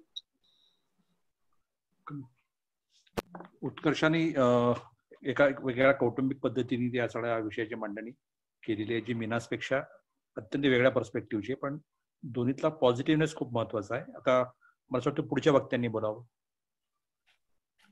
ओजसताई. तर सगळ्यांना नमस्कार आणि NAPMच्या स्टाईलनी सगळ्यांना जिंदाबाद. मी पटकन बोलून संपवणार आहे, कारण माझी 2 मुलं जी आहेत ती आता एका देवीकडे नवरात्रीच्या जेवणाला गेलेत. त्याची गंमत अशी झाली की माझ्या मुलीला जेवायला बोलवलं होतं आणि माझा मुलगा मला म्हटला की अरे तुम्ही तर मुला मुली एकसारखं म्हणतात ना, मुलीलाच का जेवायला बोलवलं, मुलाला का नाही बोलवलं. त्यामुळे मी आमच्या कामवाल्या बाईंनी बोलवलं होतं, त्यांना सांगितलं की नाही माझ्या मुलाला पण, आता आम्ही मुला मुलीला समान वागतो, त्यामुळे त्याचा आता तुम्हाला जरा तुम्हाला भरावं लागणार आहे जरा खर्च. त्यामुळे हे जे आहे कधी कधी मुलांकडून आपल्याला परत मिळतं, आपणच दिलेली विद्या त्यांना आपल्याला परत मिळते, तशी आजकाल मला खूप मिळते आहे आणि याचं खूप मला मजा वाटते. तर मला ह्या इतक्या सुंदर चर्चेची सुरुवात करण्यापूर्वी मला उत्कर्ष आणि मीनाज यांचं खूप म्हणजे मनापासून त्यांना बिग हग, मिठी द्या महाराष्ट्रासाठी. काय सुंदर तुम्ही मांडणी केलीत आणि मला खरंच मांडण्यासाठी काही राहिले की नाही असा मला प्रश्न पडला. कदाचित पुनरुक्ती होईल, पण पुन्हा पुन्हा त्याच गोष्टी ऐकायला काही हरकत नाही. मी वेगळ्या अनुभवांच्या पातळीवर कदाचित बोलत असेल. जेव्हा अनिताताईंनी मला सांगितलं की असं तू एक फेसबुक पोस्ट लिहिली होतीस, तनिष्कच्या निमित्ताने म्हणता येईल, तनिष्कच्या ऍडचा फार हे न घेता त्या निमित्ताने मी पोस्ट लिहिली होती. त्याच्यानंतर अनिताताईंनी मला सांगितलं की हा असा कार्यक्रम आहे, तर तो बोलायला आवडेल का तुला. तर त्याच्यानंतर मात्र जेव्हा मला आलं व्हॉट्सअप मेसेज की हाथरस के आगे जहां और भी है, तेव्हा मी म्हणलं की अरे बापरे, मी अभ्यास वेगळ्या पेपरचा केला होता आणि हा वेगळा पेपर आलाय असं मला झालं होतं. कारण मी ते कुटुंबाविषयी लिहिलं होतं, आमच्या परिवाराविषयी, आंतरजातीय विवाहाविषयी लिहिलं होतं आणि हाथरस ही एक खूप वेगळी घटना आहे असं मला वाटतं. या दोन्ही गोष्टींना स्पर्शायचा मी प्रयत्न करते आहे. हाथरस ही घटना मला शून्य केलंय, मला सुन्न केलंय.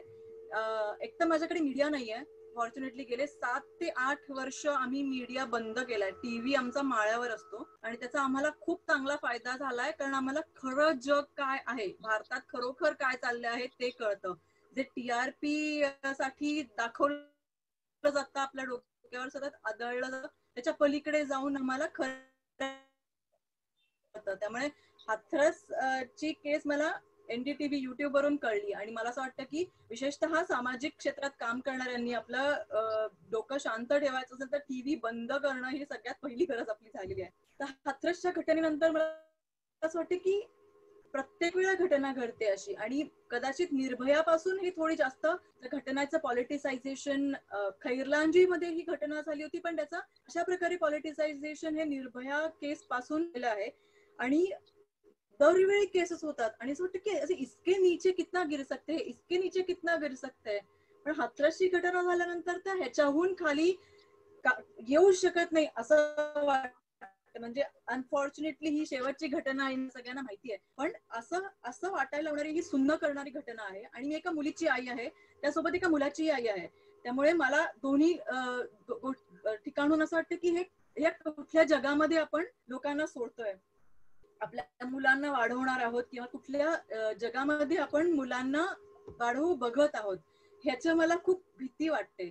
आणि आय एम शुअर की इथे उपस्थित सगळेच त्यांना आपल्या मुलांविषयीची काळजी वाटते. सो मीडिया मी जरी बघत नसेल तरी सोशल मीडिया हा एक बबल आहे. त्या बबलमध्ये मी आहे. तर सोशल मीडियाचा बबल असा असतो की माझ्या भोवताली जे माझे मित्र असतात त्यांचं मला कळत असतं, मित्र नातेवाईक जे आहेत त्यांचं मला कळत असतं. मला जगाचा पूर्ण अंदाज नसतो, पण मित्रांचं बबल मला कळत असतं. त्या मित्रांच्या बबल मधून माझ्यापर्यंत पोहोचणारी तनिष्कची ऍड ही माझ्या बरोबर आली. नोटिफिकेशन ची ऍड बघितली आणि त्याच्यानंतर ते झालं ते म्हणजे त्याच्यानंतर दंगा उसळला म्हणजे पुन्हा शाब्दिक दंगा उसळला आणि ती ऍड मागे घ्यायला लागली. तर मला तनिष्क बद्दल आस्था असण्याचं काही कारण नाही. मी तनिष्कचं दुकान काळं का गोरं हे पण पाहिलं नाहीये. आणि कॅपिटॅलिझम नी काही समाज बदलत नाही हे आपल्या सगळ्यांना माहितीये की एखादा कॅपिटलिस्ट येऊन आता मी काहीतरी समाज परिवर्तन करणारं काहीतरी तुमच्यापर्यंत देतो आहोत असं कधीच घडत नाही, असं कधीच होत नाही हे आपल्या सगळ्यांना माहितीये. जेव्हा कॅपिटलिझम मधून अशी काही जाहिरात येते तेव्हा आपल्याला हे एक चांगलं वाटतं की ह्यातून ही समाजाची नस आहे. कारण कॅपिटलिझम आणि त्या ऍडव्हर्टायझिंग मीडियाला समाजाची नस माहिती असते. तर हे ती जाहिरात बघून मला हे बरं वाटलं की अच्छा हे this is the selling point for Tatas की हा अशा प्रकारे दोन वेगळ्या संस्कृतींमधल्या आणि विशेषतः सासू सुनेचं इतकं सुंदर नातं त्याच्यात दाखवलं गेलंय. म्हणजे जाहिरात म्हणून की ते फार ग्रेट गोष्ट आहे असं नाही, पण ते सासू सुनेचं इतकं सुंदर नातं त्या जाहिरातीतून दाखवलंय आणि त्याला लगेच लोकांनी लव्ह जिहाद हा शिक्का मारला. म्हणजे याच्यासारखं हास्यास्पद मला वाटलं नाही. आणि मी म्हणलं की लव्ह जिहाद जर का इतका सुंदर असत असेल तर का करू नये असं अक्षरशः वाटलं. तर त्याच्यातून ते जे काही शाब्दिक वाद सुरू झाले त्यातून तनिष्कनी ऍड मागे घेणं ही एक धोक्याची घंटा मला वाटली आणि म्हणून हा विषय महत्वाचा आहे असं मला वाटलं. तर जाहिरात घ्यावी लागणं ही साधी सुधी कंपनी नाही, हे तनिष्क सारखी कंपनी आहे. टाटा ज्यांनी डोनेशनही बीजेपीला भरपूर दिली, ज्यांनी मला मी डिस्टर्ब होते माझा आवाज का ठीक आहे मी आय जस्ट कंटिन्यू. तो हे मोठं प्रस्थानी जाहिरात मागे घ्यावं लागणं इतकी ती ट्रोल भैरवांची बहुसंख्याकता आहे आणि प्रचंड त्याचं आदळ आहे. ही धोक्याची घंटा तनिष्कनी जाहिरात मागे घेण्यामागे मला वाटली. आणि फक्त ते ऑनलाईन चाललं असतं की एकमेकांची चर्चा करणं, वाद करणं आणि ह्याला शिव्या घाल त्याला शिव्या घाल एवढंच होत राहिलं असं तेवढंच पुरलं नाही त्याला. तर तनिष्कच्या शोरूम गांधीनगर मधल्या शोरूम वरती पण हल्ला झाला आणि पुन्हा त्या शोरूमच्या मॅनेजरला तुम्ही जाहिरात अशी केली तर ती माफीनामा लिहून द्या इतकं हास्यास्पद तो हल्ला झाला. पण पुन्हा तो हिऱ्यांचा व्यापारी त्यामुळे त्याला हिरे सांभाळायचे का माफी द्यायची, त्यांनी माफी देणं पत्करलं. पण हे इतकं विनोदी प्रकार म्हणजे गंभीर विनोदी प्रकार हसावं की रडावं हा कळला नाही असा प्रकार सध्या चालू आहे. आणि फक्त प्रत्यक्ष मैदानातच चालू आहे कुठेतरी लांब चालू आहे असा नाही तर आपल्या इथे चालू आहे. हा सगळा अटॅक आपल्या इथे होत चाललाय. आपण रोज सकाळी उठून आपल्या सगळ्यांना ही वाईट सवय की रोज सकाळी उठून आपण स्वतः दात घासण्यापूर्वी आपण मोबाईल बघतो. त्या मोबाईल मधल्या नोटिफिकेशन त्याचे व्हॉट्सअप मेसेजेस आपल्या फॅमिलीचे व्हॉट्सअप मेसेजेस आधी गुड मॉर्निंग गुड नाईट पर्यंत होते पण आता मंदिर बनाएंगे पर्यंत आहेत. हे सगळं आपल्या सगळ्यांच्या फॅमिलीमध्ये घडतंय की इथे उपस्थित सगळे लोक मला खात्री आहे की इथे उपस्थित सगळे लोक काहीतरी सामाजिक बांधिलकी जपणारे आहेत. पण आपल्या सगळ्यांनाही माहितीये की आपल्या फॅमिलीमधले लोक कसा विचार करतात. आणि जेव्हा 2014-13 साली जेव्हा मोदींचं हे आलं मोदी पंतप्रधान हे सगळं जाहिरातबाजी सुरू झाली त्यावेळेस त्यांनी एक वाक्य दिलं होतं आणि ते वाक्य मला असं वाटलं की ते मुद्दामहून दिलं होतं की हर हर हर मोदी घर घर मोदी.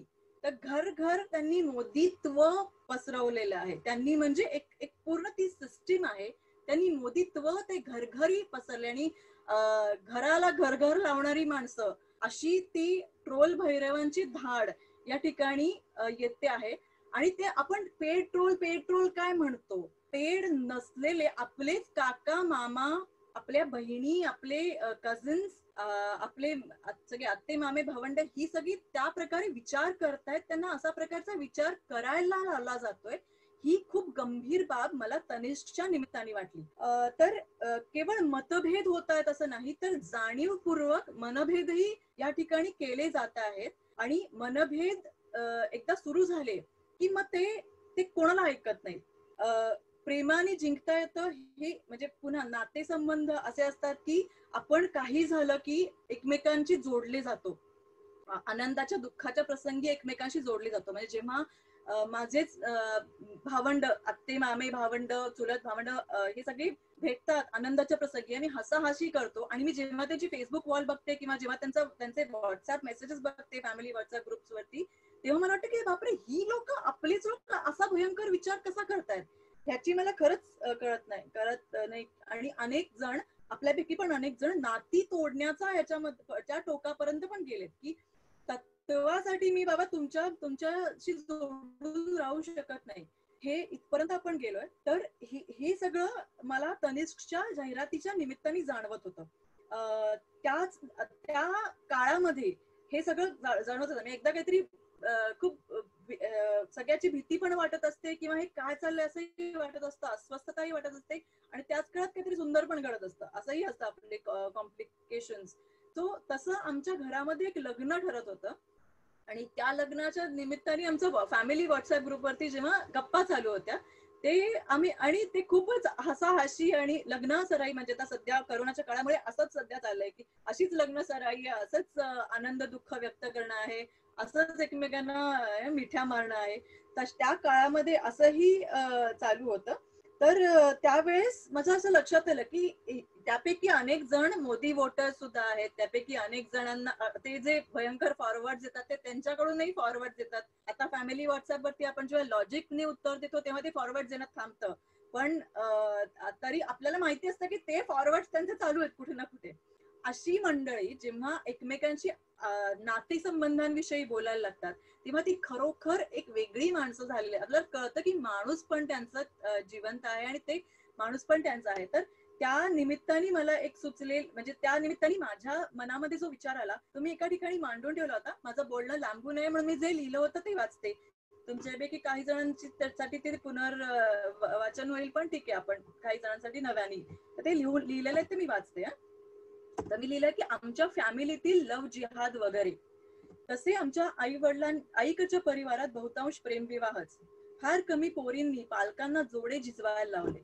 सगळे विवाह स्पेशल मॅरेज ऍक्ट नुसार झाले, अगदी गेल्या पिढीपासूनच. काल माझ्या एका लहानशा मावस बहिणीचं करोना काळाला साजेचं लग्न झालं. नवरा नवरी आणि घरचे मोजून 6 लोक रजिस्टर ऑफिस मध्ये जाऊन लग्न लावून आले. तिच्या लग्नासाठी गेले आठवडाभर आम्ही आपापल्या घरी नाचत होतो, गोडधोड करत होतो. फॅमिली व्हॉट्सअप ग्रुपवर नुसता धिंगाणा चालला होता आमचा. परवा समस्त परिवाराच्या झूम कॉलवर तिची लव्ह स्टोरी तिच्या आईकडून ऐकली.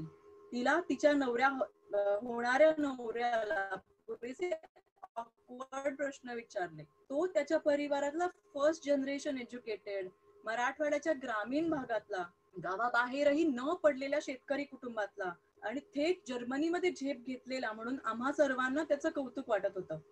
त्याचा सगळ्यांमध्ये मिळण्याचा स्वभाव आम्हाला आवडला, आणि सगळ्यात लोभसवाणं होतं ते आमच्या छोटू मावस बहिणीच्या चेहऱ्यावर तरळणारा प्रेमात असल्याचा कॉन्फिडन्स. खूप गप्पा झाल्यावर सहज कधीतरी तो धनगर जातीचा आहे हेही कळलं. हे सगळं सांगताना मावशीच्या चेहऱ्यावर खूप आनंद होता. तिच्या लेकीच्या सासरची परिस्थिती खूप वेगळी आहे हे माहीत असूनही ती छान रुळेल हा आत्मविश्वास होता. काही झालं तरी या नव्या जोडप्याच्या मागे आपण उभे आहोत हे न सांगताही व्यक्त होत होती. हे सगळं ऐकताना कुटुंबातली बाकीची लग्न आठवली. 20 वर्षापूर्वी माझ्या मावशीने थेट मुस्लिम मुलाशी लग्न केलं, तेव्हा परिवारात झालेली खळबळ आठवते. पण दोघांनी मिळून काही महिन्यातच त्या खळबळीला चहाच्या प्याल्याचे वादळाचं रूप दिलं. इतकं ते दोघं परिवारात मिसळले, आपापल्या रीतीभाती सांभाळून. लग्नाच्या पहिल्या वाढदिवसापासून सगळ्या परिवाराने ईदची बिर्याणी आणि शिरखुर्मा त्यांच्याकडे चापायचा ही नवीन प्रथा पडली. एकदा त्याच्या आई आणि बहिणीला आमच्याकडे दिवाळीला बोलवलं ते आठवलं. त्या दोघी खूप संकोचत होत्या, कारण अर्थातच आमची फायनान्शियल बॅकग्राऊंड वेगळी होती, एज्युकेशन बॅकग्राऊंड वेगळी होती. मी सगळ्या मुस्लिम समुदायाला त्यांच्यावरून अजिबातच जज करणार नाही, त्यांची बॅकग्राऊंड वेगळी होती, त्यामुळे त्या संकोचत होत्या. फराळाचं खात नव्हत्या. जरा वेळेने आमच्या डोक्यात प्रकाश पडला की आमच्या घरातल्या पुरुष आणि आमच्या घरातल्या पुरुषांना आम्ही बाहेर पिटाळलं. मग त्या दोघी ज्या खुलल्या की हसी मजाक सुरू झाले, त्यांचे बुरखे निघाले. माझ्या आजीनी, जी अतिशय देवाधर्माचं प्रेमाने करते, तिने त्यांचा बुरखा घालून फोटो बिटो काढून घेतले. खूप मजेत ती संध्याकाळ गेली. त्यांनी गिफ्ट दिलेली एक स्कल कॅप अजूनही माझी मुलं घालतात. त्यानंतर कोणी बंगाली, कोणी ख्रिश्चन, कोणी मराठा, कोणी ओबीसी, कोणी तामिळ, कोणी मेक्सिकन, कोणी युरोपियन, कोणी पारशी, कोणी गुजराती, असं करत करत अनेक विविध परिवार जोडून घेतले. त्यामुळे उर्वरित भावंडांकडून अपेक्षा वाढल्या. सुना मुली झाल्या आणि जावयांची मुलं झाली. प्रेमाची वर्तुळं विस्तारली आणि प्रत्येक नात्याने परिवाराला नवीन मॅच्युरिटी दिली. वेगवेगळ्या संस्कृती जवळून बघायला मिळाल्या. वेगवेगळ्या सणांचा, उत्सवाचा आनंद लुटता आला, अजूनही येतो. वेगवेगळ्या जाती, धर्मात, पंथा, देशामधल्या घरोघरीच्या मातीच्या चुलीवर शिजलेली प्रेमाच्या मीठ भाकरीची मिठास आम्ही सगळे चाखतो. सेक्युलर, पुरोगामी या बदनाम शब्दांनी आमच्या परिवाराला मात्र खूप भरभरून प्रेम दिलं. तनिष्क जाहिरातीच्या अवतीभोवती चाललेल्या सियाप्यामध्ये आपला वैविध्यपूर्ण परिवार खूप आश्वासक वाटतं. अशी ती पोस्ट लिहिली होती. आणि पुन्हा आपण सेक्युलर शब्दाचा हे केलंय म्हणून, सेक्युलर हा शब्द आमच्याकडे इतका खरं गोड शब्द आहे आणि सेक्युलर शब्दाची अरे बापरे हे आपलं काय होणार असं वाटायला लागतं. पण सेक्युलर हिंदू ही नाहीये. जरी संस्कारातून हिंदुत्व बऱ्यापैकी माझ्या, हिंदुत्व नाही म्हणतात, हिंदू धार्मिक चालीरीती मला माहिती असला तरी, आणि माझा नवरा हा कागदोपत्री ख्रिश्चन आहे, त्याला ख्रिश्चनिटी बद्दल काही माहिती नाही, मला जास्त माहिती आहे त्याच्या अभ्यासातून वगैरे. सो एनिवेज असं आम्ही जोडपा आहोत. आमच्या मुलीच्या अडॉप्शनसाठी आम्ही जेव्हा ओरिसामध्ये गेलो होतो तेव्हा तिकडचे जे कोर्टची हिअरिंग होती, फर्स्ट हिअरिंग होती, आणि त्या हिअरिंग मध्ये त्यांनी त्याच्यामध्ये एक फॉर्मॅट असतो. त्या फॉर्मॅटमध्ये आय माय सेल्फ अमुक अमुक अँड माय वाईफ अमुक अमुक, we are Hindu couple adopting this baby girl as our daughter and we will give her all the rights वगैरे of adopted child, sorry of biological child. असं होतं. आणि त्यावेळेस मग ते हिंदू कपल ऑब्व्हियसली आम्ही नाही. आणि मग आम्ही थोडं बीत विचारलं की मग हे काय म्हणायचं त्यांना. मग ते कोर्टावाल्यांनी हे केलं की हा so what are you are not Hindu on paper, what are you are Christian on paper, so of course you are a secular couple, असं आमच्या वकिलांनी म्हटलं. आणि मी डोक्याला हात लावून घेतला, म्हटलं बापरे सेक्युलर कपल, आणि आपल्याला ह्या न्यायाधीशांचं काय डोकं चालतंय माहित नाही. त्यांनी म्हणलं की सेक्युलर नाही चालणार तर काय, अशी सगळी बागबुक मनात होती. आणि ज्यावेळेस आम्ही न्यायाधीशांसमोर उभे राहिलो आणि ते म्हणले की ओके, हे त्यांनी वाचलं, हा you are a secular couple, हा ठीक आहे, so granted, adoption paper is granted. So आम्ही म्हणलं की हा खरं किती छोटा, सोपा आणि किती आपल्या न्याय प्रक्रियेला माहिती असलेला शब्द आहे. आणि it's important to be secular couple who is married by special marriage act. So हे अशा शब्दांची, जे अगदीच टेक्निकल शब्द आहेत, सोपे समजायला आहेत, अशा शब्दांची किती भीती आपल्याला आहे आणि घातली गेली आहे. तर मला असं वाटतं की हे शब्द अभिमानाने म्हणावेत असे हे सगळे शब्द आहेत. की आता मी माझ्या फेसबुक स्टेटसवर लिहायला संकोच वाटत नाही की I am a secular liberal person, कारण हे सगळे संस्कार आहेत आणि ह्या केवळ संस्कारातून म्हणजे सेक्युलर हे पण संस्कार असतात. हेही मला असं वाटतं की आपण माणूस म्हणून लोकांपर्यंत पोचवायला हवं. तर हे जे लव्ह मॅरेजेस आमच्या फॅमिलीमध्ये आहेत ती आणखीनही मित्र परिवारामध्ये सुद्धा आहेत. आणि एक खूप जवळचं उदाहरण मी घेते. मी सध्या गोपुरी नावाच्या एका गावात राहते, वर्ध्याच्या जवळ ते गाव आहे. आणि आमच्या आजूबाजूला खूप सारे कपल्स आहेत, अगदी त्यांच्यात 20-30 मधली कपल्स आहेत की ते पळून जाऊन लग्न करतात आणि मग प्रेमविवाह झाला म्हणून इथे आलेले आहेत की आता हे बघा आम्ही असं लग्न केलेलं आहे, आई बाबांना सांगितलं नाहीये. मग त्यांच्याशी बोलणं की तुम्हाला, एक तर अनेकांची लग्न झालेली नसतात, त्यांना विचारणं की तुम्हाला खरंच म्हणजे प्रेम वगैरे ते आहे ते ठीक आहे, पण तुम्हाला काय एकमेकांविषयी काय वाटतंय, जाती वेगळ्या आहेत ते आपण your legally you can get married, कोणी तुम्हाला अडवू शकत नाही. तुमच्या समर्थनार्थ अनेक जण उभे आहेत, कायदा तुमच्या बाजूने आहे, पण तुमचं स्वतःचं प्रेम आहे का? तुम्हाला ह्या सगळ्या गोष्टी एकमेकांशी सोबत शेअर करता येतील का?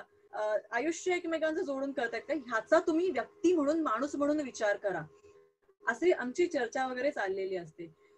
तर एक जोडपं आहे जे जे त्यांचं इंटरकास्ट मॅरेज आहे आणि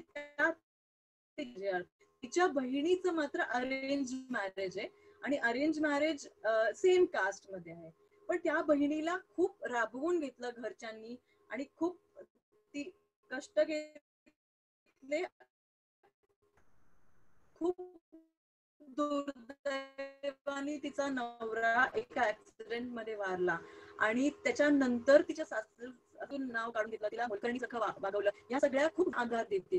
तिचे आई वडील म्हणतात की नाही तुझ्या घरी जशी आहेस तशी राहा, पण तिची बहीण जिने लव्ह मॅरेज केलं, जी म्हणली की मला माझ्या बहिणीसारखं जीवन नाही जगायचं, मला एक स्वतंत्र व्यक्ती म्हणून आणि माझ्यावर प्रेम करणारा मुलगा म्हणून, माझ्या मागे खंबीरपणे उभा राहणारा मुलगा म्हणून अशा व्यक्तीशी लग्न करायचंय.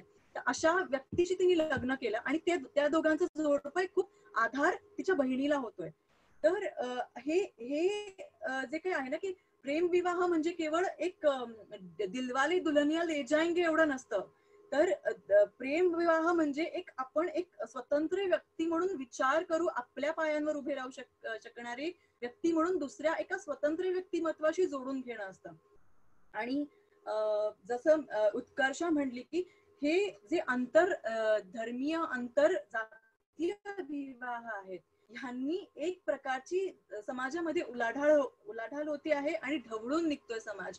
ते खूप महत्वाचं आहे. आणि प्रेमाने जोडता येतं. ते काय आहे ना, प्रेम काय मन मोठं असलं की काही सांभाळता, काय मन मोठं असलं की काही सांभाळता येतं, असं काही जे सिरियल मध्ये वापरतात ते ऍक्च्युली प्रेम विवाह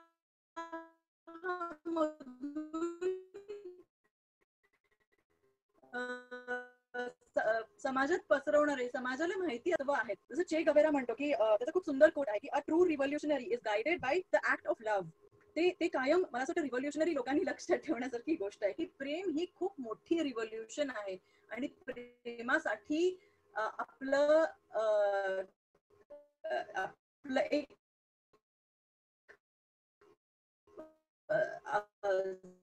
सर्वस्व उभं करणं, आपल्या स्वतःला उभं करणं आणि जोडून घेणं, प्रेमानी इतर समाजाला जोडून घेणं हे खूप सुंदर आहे आणि आजच्या काळात गरजेचंही आहे. अशा प्रकारे दोन वेगळ्या संस्कृती एकमेकांना जोडणं का महत्वाचं आहे, तर ते मुलांच्या वाढीसाठी अत्यंत महत्वाचं आहे. तर सगळ्यांना सध्या एक नवीन ट्रेंड येतोय हे माहितीये की मेंदू विकास, मुलांचा मेंदू विकास कसा होतो, जितकं ते डायव्हर्स बघतात, जितके डायव्हर्स विचार त्यांच्या मनात पोचतात आणि उच्च नीचता न ठेवता इक्वलिटीनी त्यांच्या मेंदूपर्यंत पोचतात, तितका त्यांच्या मेंदूचा विकास एक उत्तम व्यक्तिमत्व म्हणून होतो. तर ह्याच्यामध्ये आंतर बहुसांस्कृतिक नातेसंबंध एक खूप महत्वाची भूमिका बजावतात. सो ह्याच्यामध्ये माझी मुलं 4 भाषा ऑटोमॅटिकली शिकतात. ऍक्च्युली 5, म्हणजे मराठी, हिंदी, इंग्लिश, तमिळ आणि वऱ्हाडी एक वेगळा लहेजा भाषा म्हणून शिकली. तर 5 भाषा त्यांना 5व्या वर्षीपर्यंत ऑटोमॅटिकली येतात. तर हा त्यांच्या मेंदूचा विकास झाला. एक सण समारंभ आहेत, संस्कृती, देवतांचे वेगवेगळे अर्थ मुलांना इंटरप्रिटेशन म्हणून येतात आणि त्यांना जे इंटरप्रिटेशन हवं ते त्यांनी घ्यावं. त्यांना जर का सेक्युलर इंटरप्रिटेशन, त्यांना जर का एथिस्ट इंटरप्रिटेशन हवे तर it's their choice to take it ahead. पण मुलांसमोर हे सगळं एक सुंदर रंगपेटी खुली करणं हे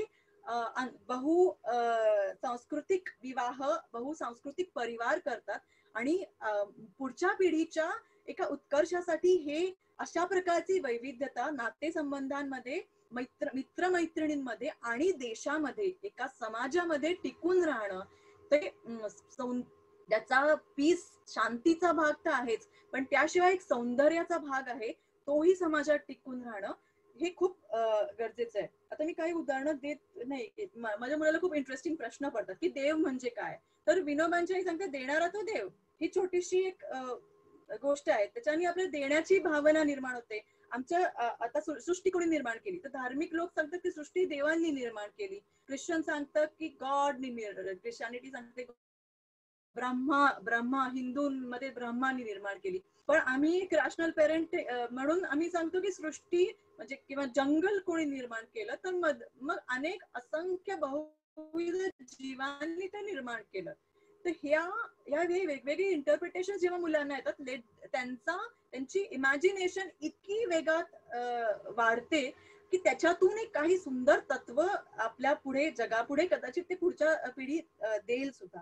सध्या आमच्याकडे 2 ऑक्टोबरचा गांधीजी 2 ऑक्टोबर पासून गांधीजी फीवर आहे. सो गांधीजी फीवर म्हणजे माझ्या तो सध्या 5 वर्षाचा आहे, त्यामुळे त्याला एक सुपर हिरो आवडतो.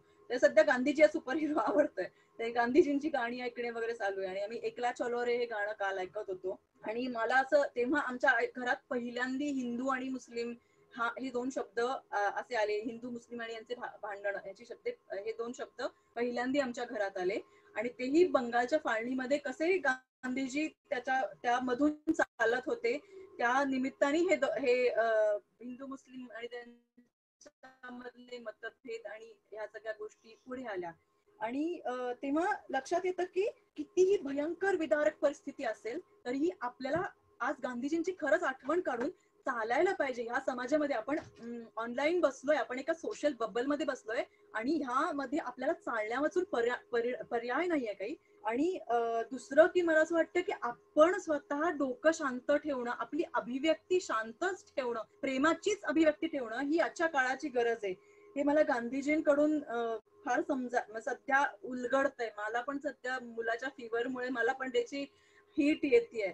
So be the change you want to see in the world. So if you want to see world diverse and peaceful, you have to be diverse with yourself. You have to be peaceful in your mind and in your expression. हे मला पुन्हा पुन्हा जाणवते. आणि मला असं वाटतं की आई म्हणून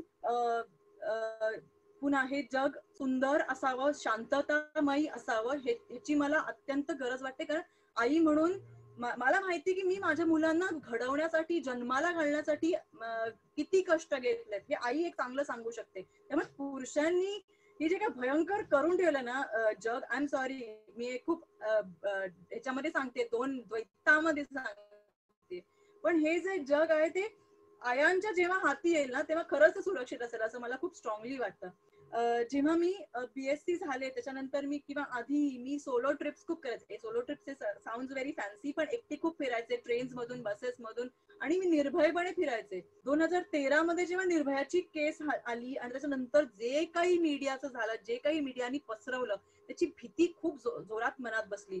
आणि जेव्हा आता मी खरं पुन्हा मी त्या कोळ्या वयातून खूप वर्षापूर्वी बाहेर पडले, तरी ती भीती मनात राहते. आणि मला असं वाटतं की मला पाशची कविता खूप आठवते, की सबसे खतरनाक ही कविता खूप आठवते मला. तर ती मला ही डोक्यामध्ये खूप गोळत होते. शेवटची 2 मिनिटं राजजी. तर ती जी कविता मी 2013 पासून खरं तर लिहायला घेतली, ती आता फायनली मी पूर्ण केली आहे आणि तिथे मी वाचून दाखवते. तर पाशची सबसे खतरनाक होता है, सगळ्यांना कविता माहिती असेल. तर ती मला असं वाटतं की महिलांच्या कॉन्टेक्स्ट मध्ये आज मी लिहिली आहे. सबसे खतरनाक, दिल्ली टू हाथरस वाया खैरलांजी, कथुआ, हैदराबाद और भारत माता का हर गांव.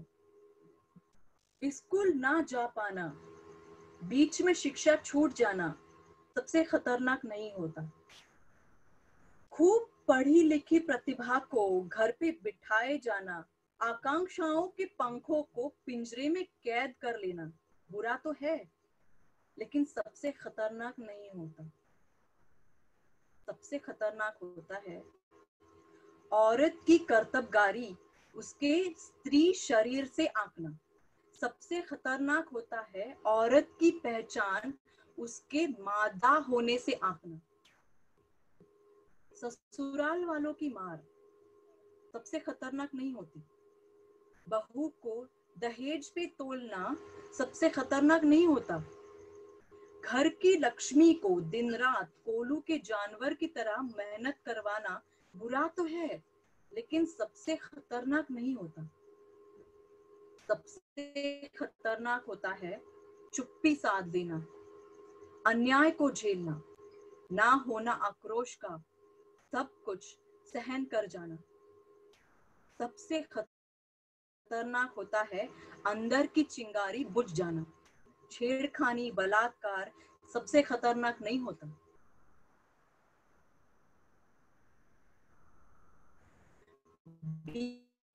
चौराहे पे औरत की इज्जत उछालना सबसे खतरनाक नहीं होता। औरत के तन मन को प्रताड़ित कर उसकी जिंदगी, रिश्ते नाते तहस नहस कर देना बुरा तो है, लेकिन सबसे हादसे से उभरने की हिम्मत रखने वाली औरत का शरीर नोच कर, टुकड़े कर, बिखर देना सबसे खतरनाक होता है, उसका अस्तित्व ही मिटा देना। सबसे खतरनाक वो चिता होती है जो देर रात के घने अंधेरे में जलती रहती है, जंगल में अकेली। सबसे खतरनाक वह समाज होता है जो अपनी बेटी को प्रताड़ित कर उसके शरीर को अपमानित करता है, उसकी मौत के बाद में भी। सबसे खतरनाक वो मीडिया होता है जो भूखे लकड़बग्गे की तरह चिता पर टीआरपी की रोटी सेकते रहता है। सबसे खतरनाक वो ट्रोल सेना होती है जो इस शर्मनाक हादसे की सराहना करती है। सबसे खतरनाक वो देवी होती है जो अपने चरणों में प्रताड़ित होती बच्ची को बचा नहीं सकती। सबसे खतरनाक वो दंगे फसाद होते हैं जो दूसरे टोली के स्त्री शरीर पर लड़े जाते हैं।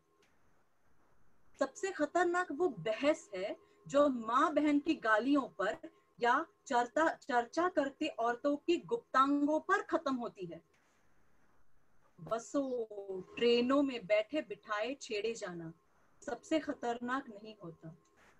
इज्जत लूटी जाना सबसे खतरनाक नहीं होता। हर पल मर्दों की गंदी निगाहों से, गंदे स्पर्श से अपने आप को बचाते रहना बुरा तो है, लेकिन सबसे खतरनाक नहीं होता। सबसे खतरनाक होता है अपने मन में डर का बसे रहना। सबसे खतरनाक होता है अपनी निर्भयता का खो जाना।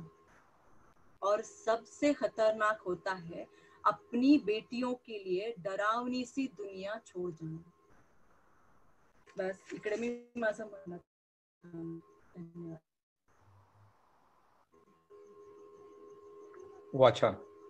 मला असं वाटतं की ओजसनी जी सगळी चर्चा होती ती आणखी एका खूप भविष्याच्या चिंतेपर्यंत नेऊन ठेवलेली आहेत. आपण त्या तिन्ही वक्त्यांबद्दल मी परत बोलणारच आहे, पण त्याआधी जर काही आपल्यामध्ये काही प्रश्न उत्तर असतील तर मला असं वाटतं जे श्रोते आहेत, जे प्रेक्षक आहेत, त्यांच्यापैकी काही प्रश्न येणार असतील तर ते आधी आपण घेऊ शकतो आणि परत आपल्या वक्त्यांमध्ये एकमेकांविषयी काही विचारायचं बोलणं असं तेही आपण घेऊ शकतो.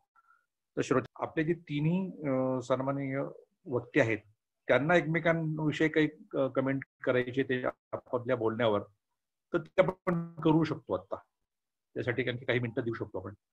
म्हणजे ओजसला जर काही उत्कर्षाबद्दल किंवा मीनाजबद्दल काही म्हणायचं असेल, मीनाजला दोघांबद्दल काही म्हणायचं आहे, उत्कर्षाला म्हणायचं आहे, तर आपण ती चर्चा घडू दे. ती जास्त इंटरेस्टिंग होईल मला वाटतं. थोडासा वेळ त्याला देऊ आणि मग आपण अध्यक्ष समारोपाकडे जाऊयात. मला राज, खरं ह्या तिघींबद्दल मला म्हणायचं होतं. प्लीज म्हणा. म्हणजे ह्या तिघींची वय आणि त्यांनी मांडणी केलेला हा विषय ज्या प्रगल्भतेने त्यांनी मांडलं ना आता, म्हणजे मी ओजसच्या कवितेवरती अडकली आहे आणि मला मुवमेंटच करता येत नाहीये. स्टक झाले मी की आता मीला काय म्हणू. आणि ह्या तिघी कुटुंबातल्या मुली आहेत, म्हणजे त्यांच्यामधलं त्यांच्यात काहीच फरक नाहीये. त्यांना तिघींना पण लहानपणापासून बघते आणि मला खूप छान वाटतं आणि गर्व वाटतोय की अरे आपण ह्या सगळ्या चळवळीचा आणि जनरेशनचा भाग आहोत. त्यामुळे मला तिघींना जस्ट थँक्यू म्हणायचं. अगदी अगदी. म्हणजे मला असं वाटतं की या तिघांचा जो सहभाग आहे त्यांनी हा आपला आजची जी चर्चा आहे ती खऱ्या अर्थाने यशस्वी झालेली असं म्हणायला अगदी म्हणजे अभिमानाने असं म्हणता येईल. अगदी अगदी अगदी. मला एक शेअर करायला आवडेल. कधी कधी ना ह्या सगळ्या प्रक्रियेमध्ये ऑफकोर्स निराशा होते जेव्हा आपण आजूबाजूला वेगळ्या गोष्टी बघत असतो किंवा आपल्यापेक्षा खूप वेगळा विचार करणारे लोक आपल्या आजूबाजूला असतात. सोशल मीडियामुळे तर फारच असतात, पण अदरवाईज पण पण आय थिंक अशा जेव्हा समविचारी मैत्रिणी भेटतात आणि त्यांना ऐकायचं एक चान्स मिळतो, I think it's really wonderful. ह्याच्यामध्ये समविचारी मित्रही असावेत, पुरुषही ह्या पद्धतीने मांडणी करतात ऑब्व्हियसली, आणि अशी काहीतरी एक क्लोज ग्रुप म्हणा किंवा एक चर्चा ही होत राहणं गरजेचं आहे, असं मला ह्या निमित्ताने थोडंसं नमूद करावं असं वाटतं. कारण ह्या एक्सपिरियन्सेस मधून आम्ही एकमेकांना बळ देऊ शकतो आणि आमचं काम पुढे आणखीन जाऊ शकतं. पण ह्याला थोडंसं आणखीन बॅलन्स केलं तर पुरुष पण ह्याबद्दल काय, म्हणजे मी माझ्या नवऱ्याशी बोलू शकते, मी त्याच्याशी डिस्कस करू शकते, पण ओजसचे व्हॉट हर हजबंड थिंग्स किंवा what is Meena's is spouse thinking हे पण जाणून घ्यायला आम्हाला आवडेल, कारण तो एक वेगळा अँगल असू शकतो. So I think on that note I would really appreciate जी मांडणी दोघींनी केली. आणि एक आणखीन छोटस मला सांगायला आवडेल की तिघींच्या ह्याच्यामध्ये एक कॉमन धागा हा आहे की पुढची पिढी ही महत्वाची असणार आहे आणि त्यांना आपण कुठल्या पद्धतीचं वातावरण देऊ ह्या सगळ्या कल्चरल रिमिक्स किंवा मिक्स मध्ये वाढण्यासाठी आणि त्यांची सगळी जी काही थिंकिंग आहे ती इव्हॉल्व्ह करण्यासाठी हे पेरेंट्स म्हणून आमचं काम तर आहेच, पण समाजाचंही ते काम आहे आणि इट्स अ कलेक्टिव्ह रिस्पॉन्सिबिलिटी असं I would really like to make a honest comment over here. Thank you. नक्की. मिनाज काय बोलणार आहात?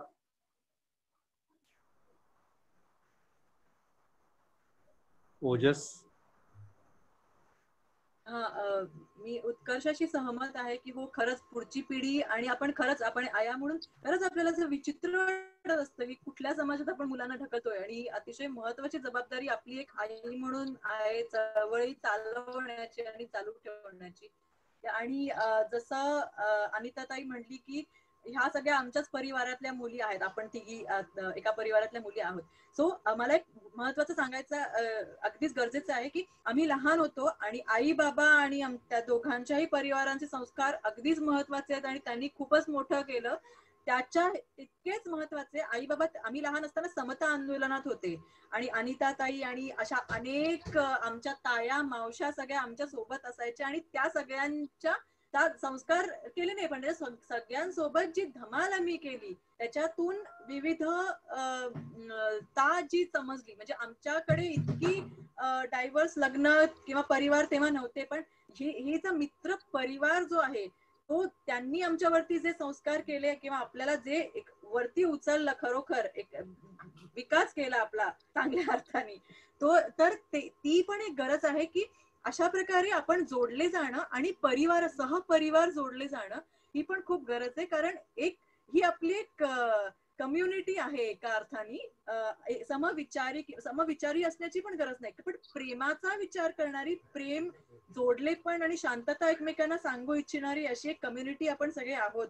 तर जेव्हा आमचे मित्र येतात घरी NAPMचे बरेच, तेव्हा मुलांना एक नवीन त्यांच्याकडून काहीतरी मजा येते आणि मजेत नवीन शिक्षण मिळत असतं. तर आपण अशा प्रकारे पण परिवाराच्या दृष्टीने पण जोडले जाऊया असं मी ऍड करू इच्छिते. आणि मला ज्या लोक वाढवलं, अनिताताई सारख्या, समता आंदोलन सारख्या NAPM परिवार आहे, या सगळ्या लोकांनी जे वाढवलं त्यांचे खूप आभार मी या ठिकाणी मानू इच्छिते.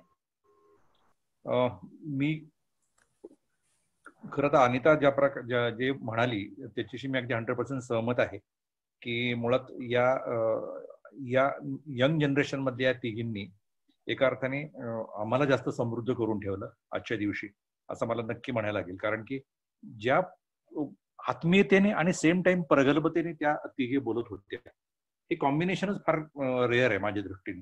कारण की जी माणसं प्रगल्भतेने बोलण्याचं जे काय ऍक्ट करत असतात तर मग त्याच्यामध्ये ती आत्मीयता तो ओलावा नसतो. पण इथे हा दोन्ही कॉम्बिनेशन खूप मनपूर्वक झालेलं आहे. याचं कारण मनापासूनच बोलत होती ही तिघही. आणि आता आपण या तिघांचं थोडस काही मुद्दे त्यांचे जे कॉमन आहेत आणि त्यातनं आपल्या चर्चेला पुढे नेणाऱ्या गोष्टी आहेत त्या थोडस एकदा आपण अंडरलाईन करू आणि पुढे जाऊ. एक तर आपलं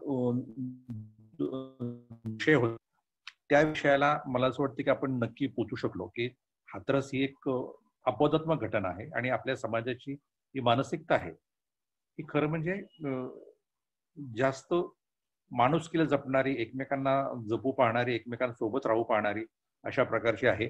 तर तो मुद्दा या आपल्या चर्चेने खूप चांगल्या प्रकारे पुढे गेला आणि मला माझं एक तटस्थ निरीक्षण नक्की नोंदवायला आवडेल की तीही जवळपास सारख्याच समवयीन असल्या, तिघांची मांडणीमधलं जे सूत्र काही कॉमन जरी आली, ते तिघांचा पॉइंट ऑफ व्ह्यू फार वेगळा आहे. ते फार इंटरेस्टिंग आहे. म्हणजे मीनाजनी ज्याप्रमाणे सगळी मांडणी केली ती एक असं म्हणता येईल आपल्याला की एक संवेदनशील पत्रकाराची एक समग्र दृष्टीने बघायचा तिचा मुद्दा होता आणि तिला पडणारे प्रश्न जे सामाजिक अस्वस्थता जास्त रिफ्लेक्ट करणारे आहेत.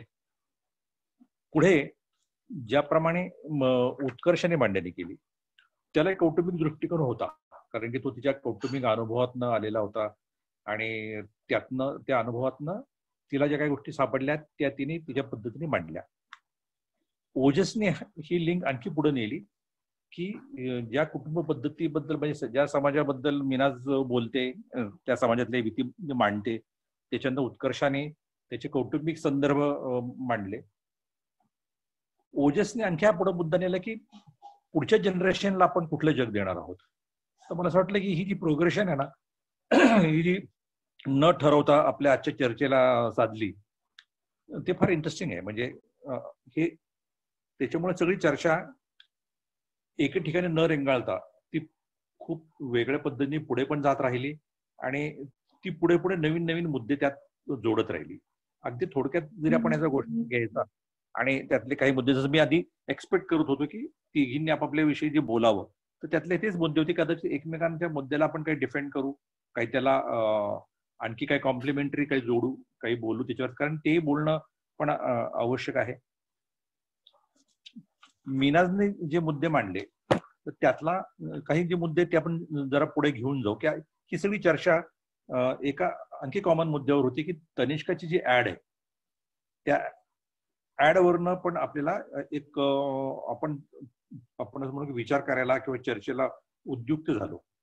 तर त्याच्याबद्दल मीनाजने सुरुवात त्याच्यापासून केली की तिने त्या प्रकाराने ते कसं लिहिलं होतं, म्हणजे ते तिचा जो अनुभव लिहिला. पण आता तो पुन्हा पुढे जाणारा मुद्दा त्या दोघींमधला पण आणखी काही गोष्टी कॉमन आहेत की आपल्याकडे मुळात जाहिराती ज्या आहेत ना त्या मार्केट फोर्सवर आधारलेल्या गोष्टी असतात आणि त्याच्याकडे बघताना सुद्धा त्यातला कंझ्युमर बघितला जातो, कारण त्यात तो दृष्टिकोन जो आहे तो शहरी आहे. म्हणजे कंझ्युमर ज्यांची अफोर्डेबिलिटी आहे तो ऑब्व्हियसली शहरी आहे असं गृहीत धरलं गेलेलं. आणि टीव्ही प्रोग्राम मध्ये, टीव्हीच्या प्रोग्रामिंग मध्ये सुद्धा त्याचं आपल्याला एक प्रतिबिंब बघायला मिळतं की काय प्रकाराने टीव्हीचे कार्यक्रम आखले जातात. तर ते मार्केट फोर्स आणि त्यातला कंझ्युमरायझेशन जो आहे हा तो भाग आहे. आणि तनिष्काने ती जाहिरात विड्रॉ करणं हा मला असं वाटतं की आपल्या सगळ्याच्या सामाजिक भावनांपेक्षा मार्केट फोर्स दुर्दैवानं किती पॉवरफुल आहे याचं चित्र आहे एका बाजूला. आणि दुसऱ्या बाजूला जरी त्याला हे चित्र दिसत असलं की ते झुंडशाही पुढं नमले असतील का, तर त्या दोन गोष्टी एकत्रच आहेत. झुंडशाही आहे आणि त्यातनं जर त्यांना असं वाटत असेल की ह्याच्यामध्ये काही समाज प्रतिबिंबित होते पर्टिक्युलर पद्धतीचा, त्यातनं मग त्यातला कंझ्युमर पॉइंट कमी होतो की काय असं त्यांना कदाचित वाटलं असण्याची शक्यता आहे. त्यामुळे हे जे विड्रॉ आहे त्या जाहिरातीचं हे सगळं फारच खऱ्या अर्थाने दुःखद आहे आणि त्यातून ते टाटासारख्या सोशल अवेअर असलेल्या ग्रुपकडनं होणं हे जरा जास्तच आणखी त्रास देणार आहे. मीनाच्या पिढीचं एक दुःख तिने जे खंत मांडली की वातावरण हे दूषित होत चाललेलं आहे आणि त्याच्याबद्दल तिने एक 4-5 वर्षाचं तिचे अनुभव दिलेले आहेत. पण दुर्दैवाने याची सुरुवात खूप आधी 4-5 वर्ष नाही तर खरं म्हणजे एक 3 दशकं तरी आधी मागे जायला गेलं आपल्याला, की काही राजकीय हेतूंनी ज्याप्रमाणे हे वातावरण पद्धतशीरपणे बिघडवायला सुरुवात झाली, त्यातले राजकीय स्वार्थ, काही अजेंडा दोन्ही प्रकाराने. तर दुर्दैवाने ही सुरुवात जरी मीनाजला ती गेल्या 4-5 वर्षामध्ये अधिक तीव्रतेने जाणवत असली तरी गेल्या 3 दशकांमध्ये ती अधिक तीव्रतेने होती. त्याच्या आधी पण ते बिघडवणारे फोर्सेस वेगळे होते. अनेक वेळेला माणसं बदलत गेली, पण हे वातावरण निर्माण करणारे माणसं वेगळे आहेत, हेतू वेगळे आहेत. हेतू बदलत जरी असले, माणसं जरी बदलत असली तर दुर्दैवाने तेही कंटिन्यू होत गेलेलं आहे. आणि मीनाने फारच सगळ्यात महत्वाचा मुद्दा जो दिला की त्याचं उत्तर पण तिनेच दिलं खरं म्हणजे, की खरा भारत कुठला आहे मग, म्हणजे या प्रकाराने झुंडशाहीकडे जाणारा, एक अग्रेशन म्हणजे खूप अतिशय हिंसक पद्धतीने आणि आक्रमक पद्धतीने त्यांचं म्हणणं मांडणारा आहे. तर मग प्रश्न असा पडतो की एका बाजूला आपल्याला ज्या गोष्टी आपल्या संस्कारातनं आणि ज्याला सांस्कृतिक संचितातनं आल्या असं आपण म्हणतो, तर त्या एका बाजूला आहेत आणि एका बाजूला हे बदलत जाणारं चित्र आहे. तर मग खरा भारत कुठला आहे याचं उत्तर तिने स्वतःच ज्या पद्धतीने दिलेलं आहे. त्याचा शेवटचा मुद्दा फक्त मी घेतो की आपण तो धर्म आपणच संकुचित बनवलेला आहे. या ज्या फाइंडिंग पर्यंत मीनाज पोहोचलेली आहे ते फारच महत्वाचं आहे. आणि तिने राजस्थानमधलं जे नवरात्रीचं उदाहरण दिलं की काय प्रकाराने किती फ्लेक्झिबिलिटी आहे धर्म आणि त्यातल्या आचरणाबद्दलची. तर मला हे सांगायला आवडेल नक्की की ज्या काळामध्ये म्हणजे पंजाबमध्ये धगधगता सडक खलिस्तानवाद होता, त्याही वेळेला हा प्रश्न उपस्थित केला गेला. म्हणजे गुलजार साहेबांनी त्यांच्या चित्रपटामध्ये सुद्धा हा मांडला होता की पंजाबमध्ये इतकी धार्मिक बाबतीमध्ये फ्लेक्झिबिलिटी होती की एकाच घरामध्ये शीख धर्म पाळणारे आणि हिंदू धर्म पाळणारे हे दोन भाऊ एकत्रित राहू शकायचे. तर इतक्या सोप्या पद्धतीने सुद्धा त्यांनी धर्म स्वीकारणे आणि एकमेकांच्या धर्माचा आदर करून एकत्रित सहजीवन असणे या दोन्ही गोष्टी त्यातनं आपल्याला दिसत होत्या. तर मीनाजने जे मुद्दे मांडले हे जास्त व्यापक स्वरूपातले होते. ओजस जसं मी म्हणालो की त्यात तिचा मुद्दा तिने थोडस ओजसच्या आधी मी आधी उत्कर्षाबद्दल बोलतो की तिने जो सगळा त्याला कौटुंबिक पद्धतीने त्याकडे पाहिलं तिने, तर तेही पण मला जास्त महत्वाचं वाटतं की शेवटी आपल्या अनुभवातनं आपल्याला जे सापडत असतं त्यातनं आपण निष्कर्ष शोधत जाणे जास्त खरं आणि सत्याच्या आपल्याला सापडणाऱ्या सत्याच्या खूप जास्त जवळच असतं. आणि जसं एका वेगळ्या अर्थाने म्हणजे तिथे इंटरकास्ट मॅरेजवरच्या ज्या गोष्टी आहेत त्यातनं वेगळ्या विचारसरणीची वेगळ्या संस्कृतीची माणसं एकत्रित येऊन हा बहुतेक संस्कृती संगम वैचारिक संगमच आपल्याला जास्त माणूसपणाकडे घेऊन जाऊ शकतो. हा जो तिचा मुद्दा होता तो खूपच चांगला होता.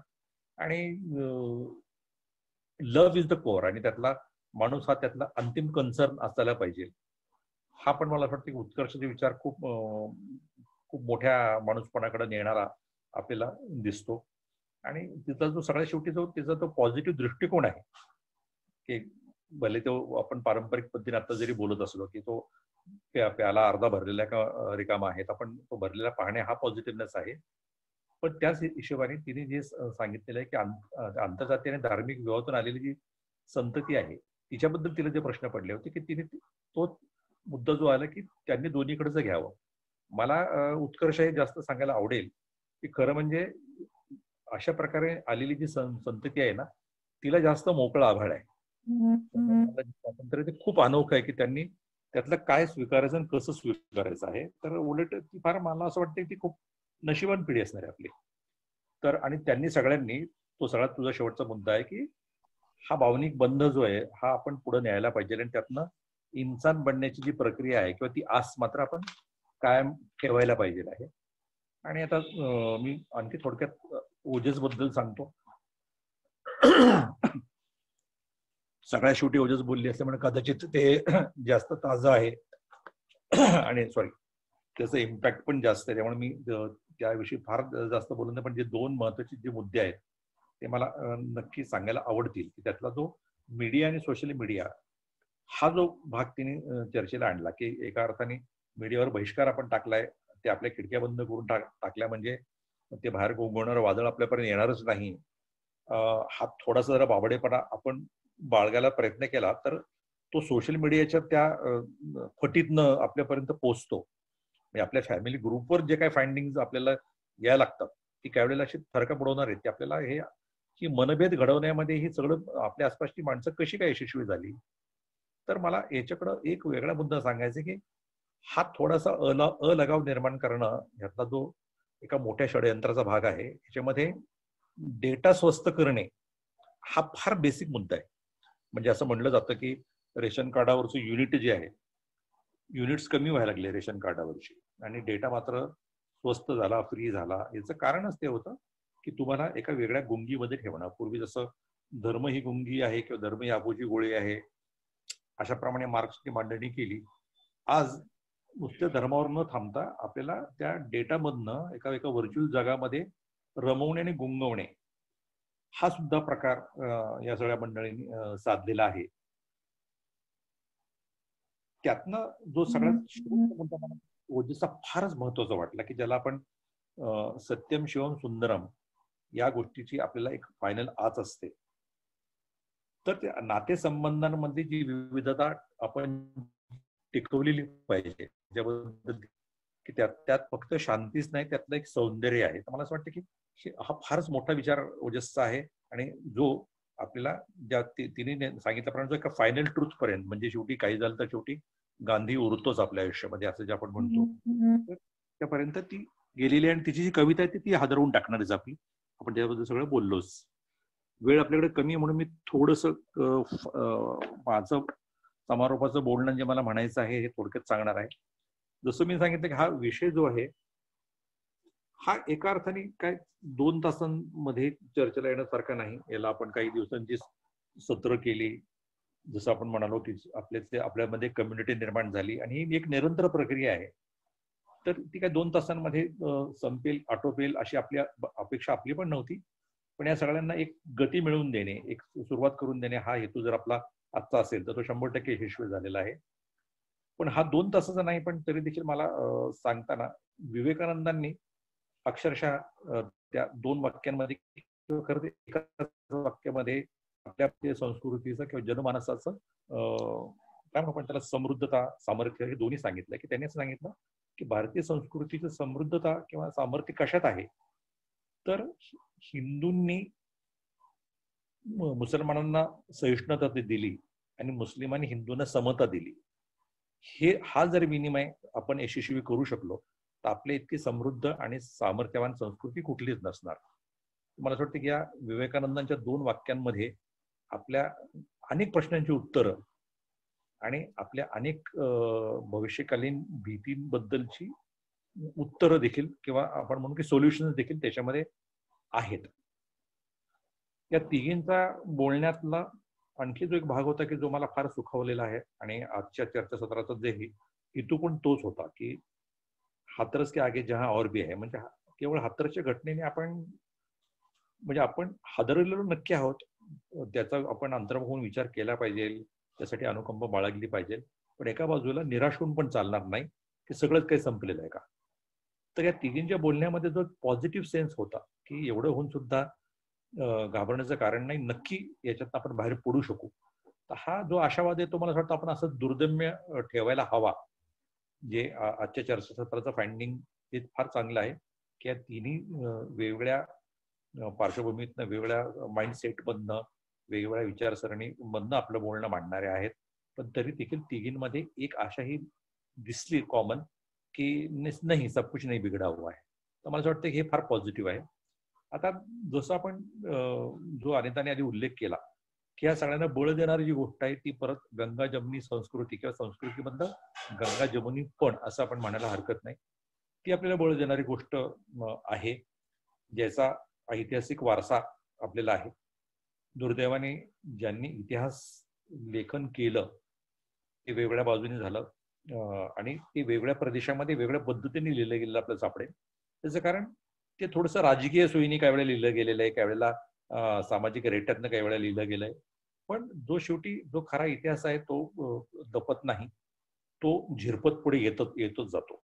जसं आपल्याकडे आपण त्या गंगा जमुना संस्कृतीबद्दल बोलतो तर आपल्याकडे एक सुफी पंथाची जी एक आपल्याकडे समृद्ध परंपरा होती, नाथपंथी आणि सुफी पंथ याच्यामध्ये खूप साधर्म्य होती. त्यातनं तो भागवत धर्म जवळ आला. वारकरी संप्रदायामध्ये त्याला दिसणारी, त्याला आतले असलेले त्याचे काही अनुबंध आणि या सगळ्यातनं येणारी सहिष्णुता आणि समता जी आपण विवेकानंदांना अपेक्षित आहे असं म्हणलो, तर ती विवेकानंदांच्या देखील खूप आधी सुफी संप्रदायाने आणि नाथ संप्रदायाने आणि पुढे भागवत धर्माने हा झेंडा पुढे नेलेला आपला दिसतो. तर हे खूप आधीपासून इतिहासाने आपल्याला दिलेलं आहे. फक्त मध्ये ज्या प्रकारे हे अडथळे निर्माण केले जातात त्याची पण कारण सगळ्या शेवटी मी 3च मिनिटात तिकडे येणार आहे. ती आहे त्याला उल्लंघन पुढे जायचं आहे. आपल्याला हे सगळं समृद्धपणे दिलेलं आहे, जे आपण आपल्या ग्रामसंस्कृतीतनं जपतो. म्हणजे खेडोपाडी होणाऱ्या ज्या उरूस आहेत, जत्रा आहेत. आता मी पुन्हा परत त्याच मुद्द्याकडे येईन की तनिष्काची जाहिरात मागे का घ्यायला लागली असेल. त्याचं कारण मार्केट फोर्स जो आहे तो बहुतेक शहरी दृष्टिकोनातून बघणार आहे. सुदैवाने आपली जी ग्रामसंस्कृती आहे, ग्रामीण भागात जे आपल्याला पाहायला मिळतं, तिथं आपल्याला या गंगा जमनी संस्कृतीचं मोठेपण आणि त्यातलं बळ ते सुदैवाने आजही आपल्याला दिसतं. म्हणजे मुस्लिम पिराचा उरूस असतो आणि ती साजरी करणारी माणसं हिंदू अधिक असतात. जत्रा आता नवरात्र आहे. मी स्वतः अशा घराशी संबंधित आहे की आमच्या घरामध्ये, म्हणजे मी मुस्लिम जरी असलो तरी आमचं राशीनला एक राशीन नावाचं जे नगर जिल्ह्यातलं गाव आहे, तिथे एक देवीचं ठाणं आहे किंवा देवीचं ठिकाण आहे. तर मला फार अभिमान आहे की आमच्या काझी परिवाराला त्याचा एक मान मिळालेला आहे. आणि आजही काझी परिवार म्हणजे हा एका मुस्लिम परिवारातली माणसं तिथं राहणारी नवरात्र इतक्या कडक पद्धतीने पाळत असतात आणि ते फार मनापासून हे सगळं करत असतात. तर हा जो समन्वय आपल्याला बघायला मिळतो त्याची फार मोठी उदाहरणं जशी आहेत की कडेगाव मधले जे मोहरम आहे, तिथले जे 2 गगनचुंबी प्रकारचे जे डोले किंवा ताजिया उभे केले जातात, ते दोन्ही हिंदू कुटुंबात आले. त्याच्या उलट्या बाजूला की कागलमध्ये ज्या मशिदी आहेत त्या मशिदीमध्ये गणेशोत्सव साजरा केला जातो. आता कागल कडे आपण आलो आहोत तर काय सांगायला हरकत नाही की कागल हे संस्थान जे आहे तिथे नॉर्मली आपण जे ग्रामदैवत बघतो ती महाराष्ट्रामध्ये ही हिंदूंची असायला पाहिजे हे अतिशय आपला ऑब्वियस समज आहे.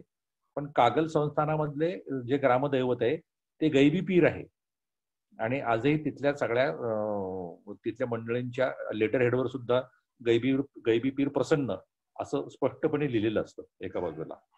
तर ते जसं कडेगावचं आहे तसं कागलचं वेगळ्या बाजूला आहे. तर हे आपल्या ग्रामसंस्कृतीने ही गंगा जमुना परंपरा सांभाळण्याचा खूप मनापासून प्रयत्न केला. सामाजिक पद्धतीने आपल्या हा जो स्वीकार झाला तो आपण आपल्या थोड्या कौटुंबिक रिच्युअल्स मध्ये पण आला. जसं विवाह विधी जे आहेत आपल्याला ते बघायला मिळतील की आपल्याला खूप त्याच्यामध्ये देवाणघेवाण झालेली. तो परत मीनाचा मुद्दा गोद भरायचा इथपर्यंतच येतो. आणि मला असं वाटतं की या सगळ्यातनं एक सोशल इंजिनिअरिंग आपण थोडंसं साधत नक्कीच गेलो. पण या दोन्हीतनं म्हणजे एक ऐतिहासिक जे आपल्या परंपरेने आलेलं आहे, जे ग्रामसंस्कृतीने जपलेलं आहे, जे कुटुंबाने स्वीकारून ते आणखी रुजवलेलं आहे, ह्या सगळ्यातनं आपली जी मनाची धारणा निर्माण झालेली आहे ती सुदैवाने ही गंगा जमनी वृत्तीचीच आहे. आपल्याला सगळ्यांना जोडून राहायला, सगळ्यांना एकत्रित घेऊन चालणे ही आपली फार नैसर्गिक प्रमाणे घडलेली मानसिकता आहे. आणि आता मी वेगळ्या अर्थाने त्या मार्केट फोर्सकडे येतो. याचं भान असल्यामुळेच बघा तुम्ही की आज जरी जाहिरात विड्रॉ झाली असेल तनिष्काची, पण गणपतीच्या काळामध्ये तुम्ही गणपतीमध्ये जाहिरात बघितली असेल की एका कुटुंबामध्ये एक मुस्लिम पोलीस येतो आणि त्याला ते जेवायला देतात की त्यांचा मुलगा आलेला नव्हता म्हणून. त्या दिवशी तो मुस्लिम मुलगा, एक मुस्लिम पोलीस त्यांच्याकडे जेवतो. जातात त्याला सांगतात की जर घरी जाऊ शकला नाही तर ये आमच्याकडे. अशीच एक डिटर्जंटची जाहिरात होती की त्या होळीमध्ये एक मुलगा नमाजसाठी निघालेला आहे, तर त्याला नमाजला जाईपर्यंत त्याच्या पांढऱ्या शुभ्र कपड्यांवर एकही डाग पडू द्यायची नाही जबाबदारी तिची मैत्रीण घेते. तर आपल्या मानसिकतेचा अंदाज असल्यामुळे, आपल्या मानसिकतेवर विश्वास असल्यामुळेच हा मार्केट फोर्स निर्माण झालेला आहे. हा पण एक पॉझिटिव्ह भाग आपण तनिष्काच्या जाहिरातीच्या विड्रॉनी अजिबात निराश न होता तो घेतला पाहिजे. आणि हाच मार्केट फोर्स यात मानसिकतेवर विश्वास ठेवून आपली कला माध्यम, विशेषतः चित्रपट माध्यम पुढे गेलं आणि त्यांनी अप्रत्यक्षरित्या त्यातनं एक प्रबोधन पण न सांगता, म्हणजे त्याचं प्रबोधनाचं आव न आणता केलं. की अगदी ते शेजारी चित्रपटापासून, तर याच्यामध्ये खूप उदाहरणं देण्यासारखी आहेत. पण मी अगदी सगळ्या शेवटी येतो की शेजारीमध्ये आपण जे बघितलं आपल्या सगळ्यांना माहिती आहे की एक हिंदू मुस्लिम शेजाऱ्यांची ती कथा आहे की जे सगळ्या शेवटी एकमेकांचा जीव वाचवण्यासाठी काय काय करतात, आपल्या जीवापलीकडे प्रयत्न करतात. मी रक्सम नावाचा एक आता सिनेमा, आता जसं मी शेजारी सिनेमा सांगितलं तर ती फार लांबलचक परंपरा आहे, तेवढ्या वेळात आपल्याला बोलायचं नाही. पण चित्रपटाने आपल्या गंगा जमनी परंपरेला समृद्ध करण्यासाठी न सांगता आणि कुठलाही प्रकारचा आव न आणता अप्रत्यक्ष खूप काम केलेलं आहे. मी ज्या एका चित्रपटाबद्दल आता सगळ्या शेवटी सांगणार आहे, तो मी रक्सम नावाचा सिनेमा आता OTT वर उपलब्ध आहे. त्याच्यामध्ये एका अशा मुलीची गोष्ट आहे, एका अशा मुस्लिम मुलीची गोष्ट आहे की जिला भरतनाट्यम शिकायचं असतं. तर कला ही वेळ प्रसंगी धर्माच्या कशी पलीकडे जाऊ शकते आणि नातेबंध हा धर्माचे पण बांध कसं फोडतो. तो याचा वडील, तिचे वडील आपल्या मुलीला जे हवंय ते साधण्यासाठी ती धर्माचे बॅरियर्स धुडकावून लावतात आणि ती मुलगी भरतनाट्यम शिकते का कर्मठ म्हणण्यापेक्षा मुस्लिम वस्तीत राहणाऱ्या की तिला खूप तिथे विरोध आहे. पण सगळ्यात शेवटीचा जो मुद्दा आहे की तिला सगळ्यात शेवटी तिच्याच वयाची एक मुलगी की जी एका हिंदुत्ववादी घरातून आलेली आहे, ती तिला मदत करते आणि ते तिचा मदतीचा जो एक डिव्हाइस आलेला सगळ्यात शेवटी ते तिच्या इंटरनेटवर म्हणजे तिच्या मोबाईलवर उपलब्ध असणारं सुफी संगीत हे आलेलं आहे. तर तो इतका छान अनेक गोष्टी न सांगता त्या मीर रक्समने ते मांडलेले आहेत. हा सिनेमा तुम्ही मला असं वाटतं जर पाहिला नसेल तर जरूर बघा. तर हे सगळं आहे. संगीताबद्दल तर आपण नेहमी म्हणतो की बैजू बावराचं गाणं ते भजन कसं आहे की त्यातले सगळे मेकर्स हिंदू आहेत आणि सगळे मेकर्स मुसलमान आहेत आणि त्यांनी एक कायम राहणारं एक हिंदू भजन दिलेलं आहे. याची दुसरी बाजू पण काय आहे की एक सगळ्या हिंदूंनी मिळून जे एक बैजू दो आखे बारात मध्ये ए मालिक तेरे बंदे हम हे भजन जे निर्माण केलेलं आहे ते आश्चर्य वाटेल ऐकून तुम्हाला की अनेक पाकिस्तान मधल्या अनेक शाळांमध्ये ते सकाळी म्हटलं जातं शाळा सुरू होताना. तरी कला ही गोष्ट पण अशी आहे की कला ज्ञान आहे, संगीत आहे, त्या सगळ्या गोष्टी म्हणजे ज्याला म्हणतो आपण ज्ञान साहित्य आणि थोड्याफार फरकाने माध्यमं म्हणजे जी विकली गेलेली माध्यमं आहेत, ज्या माध्यमांनी काही हेतू आहेत त्यांचं सोडून देऊ आपण. पण आणि तो फार एका स्वच्छ हेतूने केला होता की सत्ता संपादनासाठी ती निर्माण झाली होती. तर सत्ता आणि संपत्ती या दोन गोष्टी मात्र आपल्याला या गंगा जमुना संस्कृतीमध्ये नेहमी अडथळे आणतात. त्याचं कारण आजही आंतरराष्ट्रीय पातळीवर सुद्धा ख्रिश्चनिटी आणि मुस्लिमांमध्ये जे मुद्दे उपस्थित केले जातात हे एका बाजूला जेव्हा चालू असतं त्या एका बाजूला याच्यामध्ये आर्म डिलिंग म्हणजे तो आर्म्सचं जे ट्रेडिंग आहे त्यातला जो प्रचंड मोठा आर्थिक व्यवहार आहे या अनेक गोष्टी त्याच्यामध्ये इन्फोर्स होत असतात. तर तोही फार मोठा विषय आहे. पण सगळ्या शेवटी मी आता कन्क्लुजनला येतो. तर मला असं वाटतं की या सगळ्या कारणासाठी म्हणजे आपल्याला हे अडथळे ओलांडून जे आपल्याला जे सांस्कृतिक संचित आपल्याकडे आहे ते आपल्याला जपायचं आहे. पुढच्या पिढीकडं त्यांचं आयुष्य आपलं जसं म्हणाली ती ओजस्वी तो शांती आणि सौंदर्य असलेलं जे आपल्या पुढच्या पिढीनं सोपवायचं आहे. त्यासाठी आपल्याला ही गंगा जमनी संस्कृती सांभाळलीच पाहिजे. आणि खूप सुदैवी आपण अशा अर्थाने आहोत की आजच्या या तिन्ही मुलींचं जे पॉझिटिव्ह मांडणं आहे ते बघून असं लक्षात येतं की खरंच सब कुछ नाही बिघडा हुआ है. आणि मी परत त्या मीर रक्समचा जो शेवट आहे की जिथं ती मुलगी एक हिंदुत्ववादी मुलगी एका मुस्लिम मुलीचा डान्स पूर्ण करण्यासाठी एका आधुनिक तंत्राचा म्हणजे एका मोबाईलवरचा उपयोग करून सुफी फ्युजन ऐकवते. तर मला वाटतं हा जो फ्युजन आहे हे मला वाटतं हा थोडक्यातला फार महत्वाचा शब्द आहे की आपल्याला हे सगळ्या संस्कृतीचं जर आपण फ्युजन साधू शकलो तर आपल्याला हे नक्की काही अवघड नाही. आणि अगदी शेवटचं वाक्य बोलतो की फार फार महत्वाच्या दिवशी आपण सगळे बोलत आहोत की उद्या विजयादशमी आहे. त्याच्यामध्ये सीमोल्लंघन हा आपला एक फार एका अर्थाने मोठा आणि नोबल मिनिंग असलेला एक उपचार आहे. तर त्या सीमोल्लंघनाच्या पूर्वसंध्येला आपण मला असं वाटतं हे सगळ्यांनी ठरवलं की आपण आपल्या अवतीभोवतीच्या ज्या लिंग, जात, धर्म, भाषा, वर्ग, वर्ण हे सगळं ओलांडून आपण पुढे जाऊ शकलो तर मला असं वाटतं की आपल्याला उद्याची काळजी करायचं अजिबात काही कारण नाही. थँक्यू. जिंदाबाद. शेवटच्या आभाराच्या आणि ह्या अभ्यासवर्गाच्या समारोपाकडे जाताना मी एक फास्ट मध्ये काही सूचना देऊ इच्छितो. एक तर सहभागी साथींनी झूम मीटिंग आणि फेसबुकवर यांनी सर्वांनी कमेंटमध्ये आपले ईमेल ID, मोबाईल नंबर, आपलं नाव हे लिहावं जेणेकरून पुढच्या काय अभ्यासवर्ग आणि पुढील काही समजा ज्या अभ्यासवर्ग होतो त्या अभ्यासवर्गाविषयीचे लेख किंवा आर्टिकल्स डिटेल्स आपल्याला पाठवता येतील. या दृष्टीनं आपले संपर्क आणि ईमेल ID आपण इथे नोंदवावेत. त्यासोबतच मी हेही सांगेल की NFM महाराष्ट्र हे YouTube चॅनलही आपण चालू केलेलं आहे. आणि जो अभ्यास वर्ग होतो तो अभ्यास वर्ग आपण युट्यूब चॅनलवर टाकत असतो, तो तिथेही पाहावा आणि लाईक आणि सबस्क्राईब करून शेअर केला जावा. त्यासोबतच NFM महाराष्ट्र फेसबुक पेजही आहे, त्याच्यावरतीही आपला हा अभ्यास वर्ग आणि इतर ऍक्टिव्हिटी आपल्या असतात. सोबतच आणखी एक महत्वाची सूचना आहे की जी अशी की आता लॉकडाऊन नंतर NFM महाराष्ट्राचं जन आंदोलनाच्या राष्ट्रीय समन्वयाचं मराठी मासिक जे आंदोलन शाश्वत हे आपलं निघतं, ते आता या महिन्यापासून बाय पोस्ट सुरू केलेलं आहे. आणि जे कोणी आतापर्यंत सदस्यत्व नसतील त्यांनी त्याची वार्षिक वर्गणी भरून सदस्यत्व व्हावं. सोबतच रिन्यू करायचं असेल तर तेही करून घ्यावं. हा आपल्या सर्वांच्या सहकार्याने चालवलेला तो उपक्रम आहे आणि जास्तीत जास्त सहभागामुळे तो आणखी यशस्वी पुढे चालेल. त्यासोबतच जन आंदोलनाच्या राष्ट्रीय समन्वयाचे सदस्य नोंदणी ही सुरू आहे. आपण सदस्य नसाल किंवा पुनर्नोंदणी केलेली नसेल तर तीही आपण करून घ्यावी. मला तशा सूचनेसाठी फेसबुक पेजच्या कमेंटमध्येही आपले संपर्क दिला, त्याच्यावर आपण तशी कमेंट केली तर आम्ही तुम्हाला रिप्लाय करू. त्यासोबत पुढील 9 नोव्हेंबरला आपण पुढचा अभ्यास वर्ग घेत आहोत. त्या अभ्यास वर्गामध्ये आरक्षण हा विषय असेल. आरक्षणाच्या जसे आजच्या आपण वेगवेगळे पैलू घेतले तसं त्या पद्धतीनेच ते पैलू असतील. त्याच्यावरती लिंक आणि पुढची माहिती लवकरच आपल्यापर्यंत पोहोचेल. त्यासोबतच नोव्हेंबरच्या दुसऱ्या आठवड्यात 17 ते 22 जन आंदोलनाच्या राष्ट्रीय समन्वयाचा हम तो बोलेंगे हा राष्ट्रीय कार्यक्रम जो आता महाराष्ट्राचं जबाबदारी, महाराष्ट्राचा ज्या आंदोलनाच्या आणि वेगवेगळ्या रचनात्मक कामाचा संघर्ष चालू आहे त्याला धरून वेगवेगळ्या पद्धतीने आम्ही त्याला हम तो बोलेंगे या टायटलसह तो कार्यक्रम 17 ते 22 करत आहोत. त्याच्या लिंक आपल्याकडे येतील. आपल्या सूचना ही आपण देत राहू.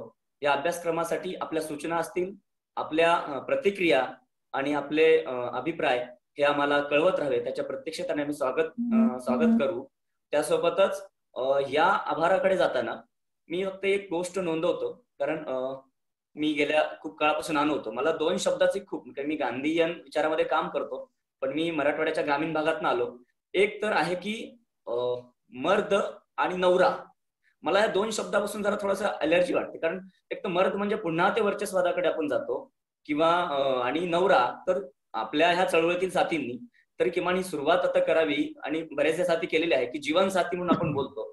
तर नवरा आणि बायको म्हणण्यापेक्षा त्या कुठेतरी परत मला दिसतं की ते माझं मत आहे, तर याची सुरुवातही आपण करावी जे वेगवेगळ्या पद्धतीने संस्कारूपी पुढे जाईल. त्या दृष्टीनं आजच्या अभ्याससत्राचा आमचा प्रास्ताविक आणि स्वागतासाठी आम्हाला जे लाभलेले आमचे संदीप भाऊ पाटील आहे ते संदीप भाऊ म्हणजे खास आता वेगवेगळ्या वक्त्यांची वेगवेगळी ओळख झालेली आहे, पण संदीप भाऊची ओळख मी इथे करून देतो. ते NFM सोबत बऱ्याच वर्षापासून जुळलेले आहेत. मध्ये त्यांच्या लग्नानंतर ते अनेक गांधीयन संस्थांसोबत काम करतात. पण संदीप भाऊनी अनेकांचे विवाह हे प्रेमविवाह होतात, इंटरकास्ट होतात, पण संदीप भाऊनी ठरवून आंतरजातीय विवाह केलेला आहे.